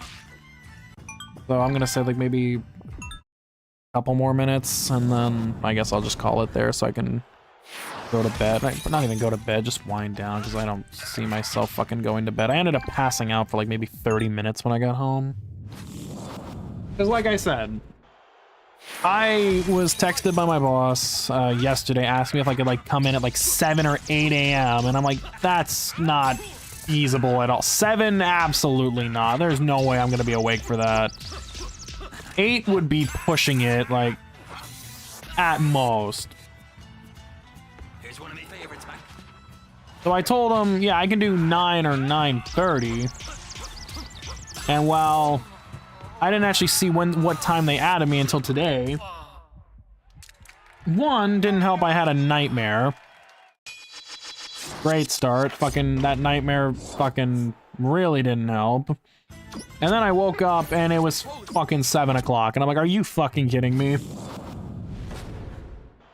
And I was like, okay, well, at least I got work at 9:30. So I can maybe shut my eyes for like an hour. So I'm like, here, why don't I check my schedule real quick? Yeah, apparently it turns out telling them I could do either 9, like they asked me if I could do 9:30, and me responding if I could either do 9 or 9:30 was not a good idea. And, fucking, next thing you know, I noticed I was at 9 o'clock, and it was like fucking 7:30, and I'm like, well, great. Because of how the traffic in my city works,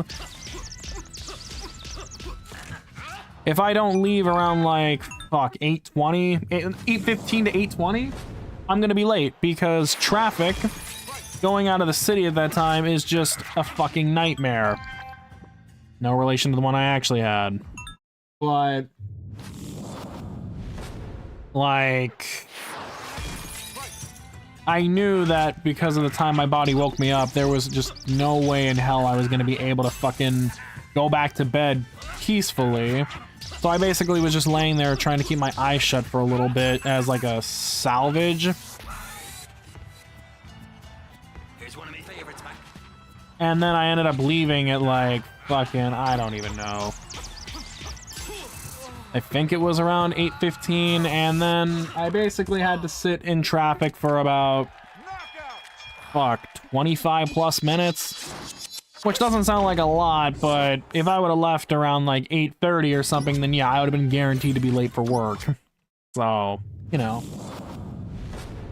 Didn't really help there. And then on top of basically not getting a lot of sleep, doing a lot of online orders, especially later in the day where like a lot of them were heavier ones. I mean, there was like, I had to take a batch where I had to pick, I'm not making this up, 612. There was one person who ordered 6 12-packs of Dr. Pepper, which I can get behind, 6 12-packs of crushed soda, and then 3 12-packs of Canada Dry, and I'm just like, are you fucking kidding me right now? Now, those in no way are actually heavy at all. It's just when you have to pick an absolute shit ton of them, it fucking wears you down slowly. Just because of the sheer volume of them. And then another person orders a 24 case of water. And then at the same time, then they asked me to do another fucking order of like bulkier items. Like I think it was like 50 pounds of cat litter, which that's fun. No, I'm not doing that one. I definitely lost too much time. And then at the same time, then I had to do like this other shit. Like it just fucking physically wore me out, and that with the lack of sleep just was enough to pretty much set me up for the count when I got back home. I fell asleep for at least like 20-30 minutes, and then that was it. That's probably why I have the energy right now to even do this stream. Was that little nap, which fucked me in the long run, but it's not like I don't sleep late anyway.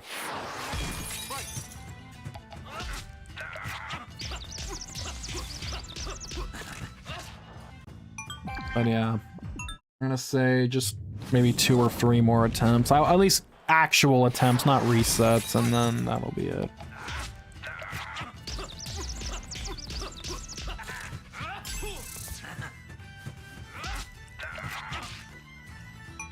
So this still might take a while because I'm trying to get them.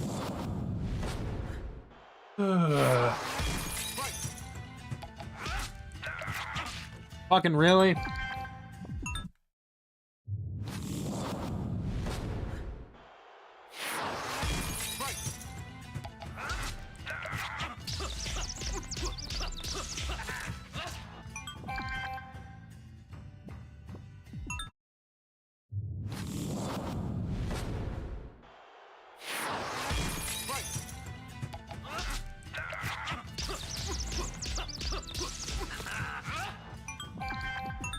Oh my god, I'm never... Apparently I just don't want to end the stream because I just cannot get an actual full run.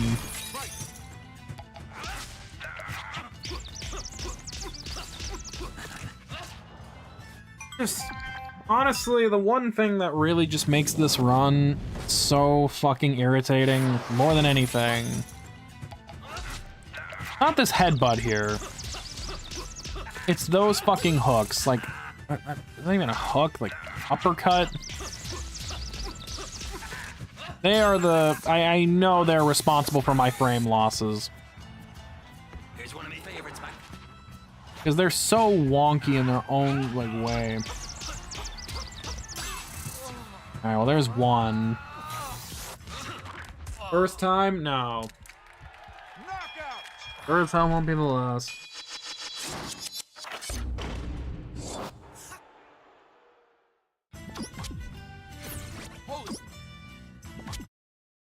I mean, at least, if anything, if I can take away from tonight, is that I may have not gotten the record, but at least I know that my moment where off-stream I was in 1 frame shy.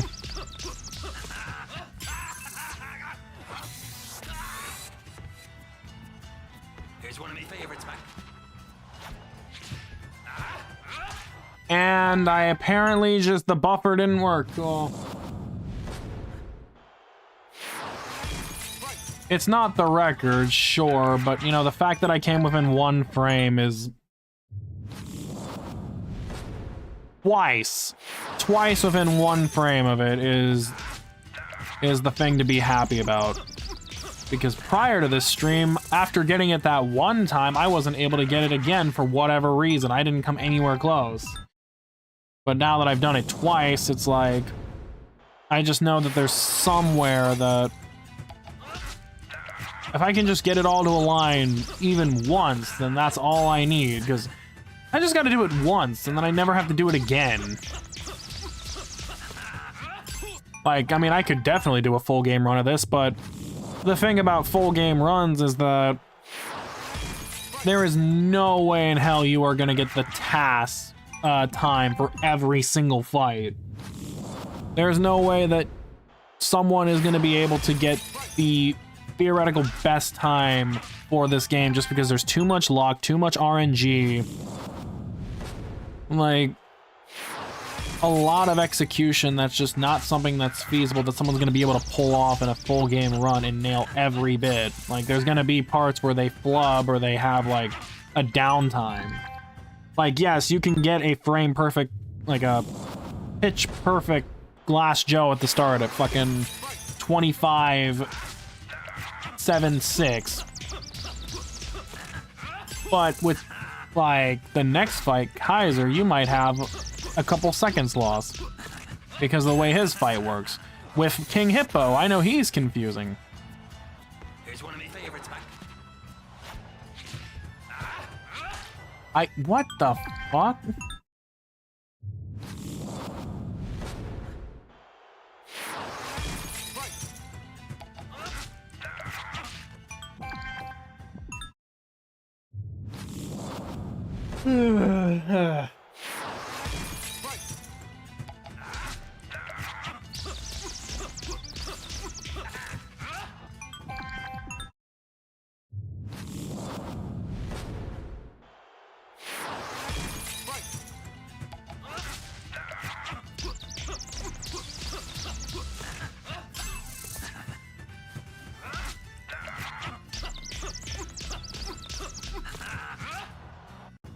Like I said, my biggest issue outside of maybe timing the Star Punch is just those little uppercuts that he does.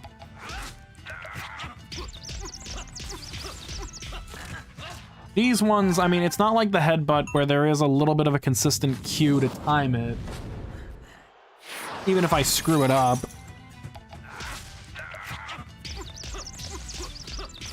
These guys, it's just like I gotta get lucky no matter what.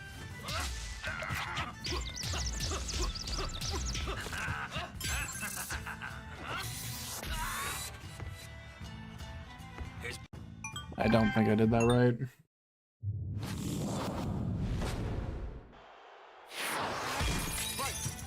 Probably should have just finished that one out. I don't know why I didn't.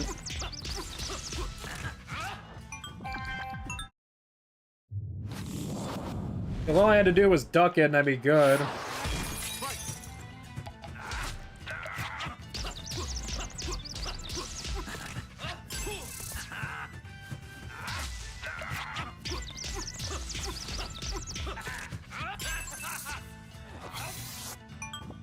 And I missed.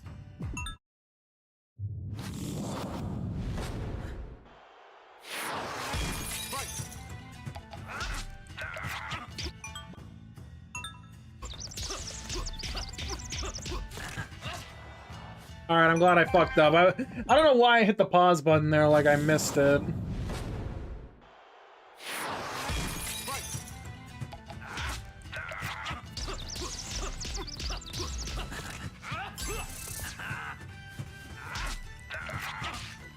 That one I missed, yeah.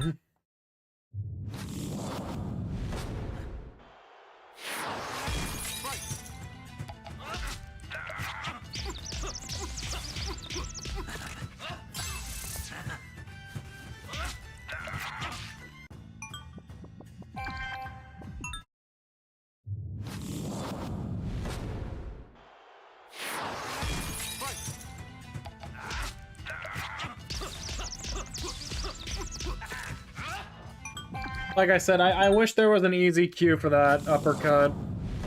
It'd make my life so much easier.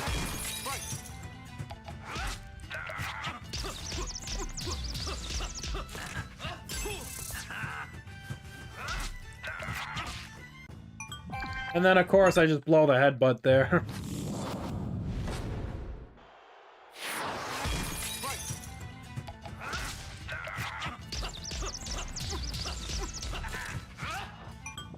Seriously, man. I can tell it's starting to slip, so I've one more actual run and then that's it.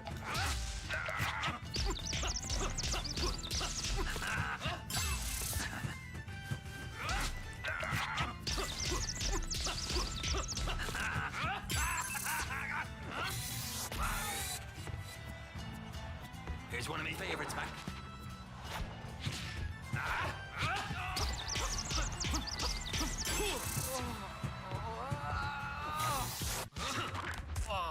Yeah, I know that wasn't it, but I can't go any further.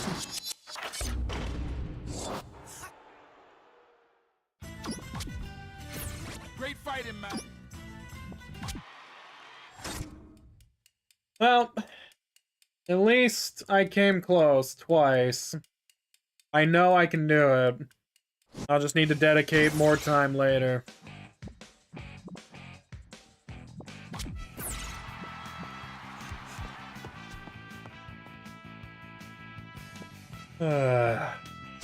I'm not gonna say next time, but hopefully I'll do better. Hey kid, they say boxing is fighting, backed by technique. Now listen up, I'm gonna teach you everything you need to know. You got 3 rounds to KO your opponent. If you knock your opponent down 3 times in a round, you win by TKO. Punch by moving the Wii remote or nunchuck forward. To throw a high punch, hold up on the control stick and then throw your punch. Vive la France! Protect yourself in the ring, son, or you're gonna get hit. Different attacks requires different defense. Dodge attacks by pressing left or right on the control stick. Duck attacks by pressing down on the control stick. Block certain attacks by holding up on the control stick. Remember, a good defense leads to a good offense. Keep it up, Mac. Keep it up. I thought a good offense was I thought the best offense was a better offense. If you get hit, all your punches are blocked. You're gonna tire out. Avoid your opponent's attacks to regain some hearts. Catch your opponent off guard and seize the opportunity. It's all about timing, son. When you have a star, you can throw your star punch. To throw a star punch, hold the A button and move the Wii remote forward. Now, kid, it's time to show the world you got what it takes to be a champ. Thank you so much, Doc. God damn, fucking 722 fights, fuck. Alright, well that's gonna be it. It wasn't... I mean, I didn't think I was gonna get it, but it's not even a matter of that. It's just a matter of, hey, I showed up and put the effort in. So with that being said, this is where we will wrap things up. Thank you all for coming out to watch. I appreciate the support and time as always. It's always appreciated when you guys show up and support this.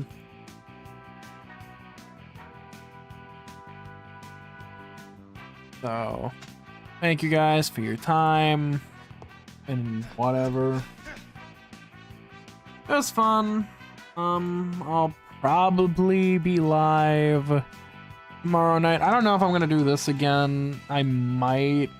I'll probably like throw in just like a couple like attempts at it maybe, but I'm not gonna like dedicate a whole stream to it back to back just because I kind of want to not do that. Maybe I'd be better if I just had more energy and drive to. Probably just go back to shiny hunting. I don't know. We'll see. But regardless, thank you guys again for your time. And whenever I see you again is when I'll see you again, but hopefully when we come back to this, we'll actually get the record next time. So yeah.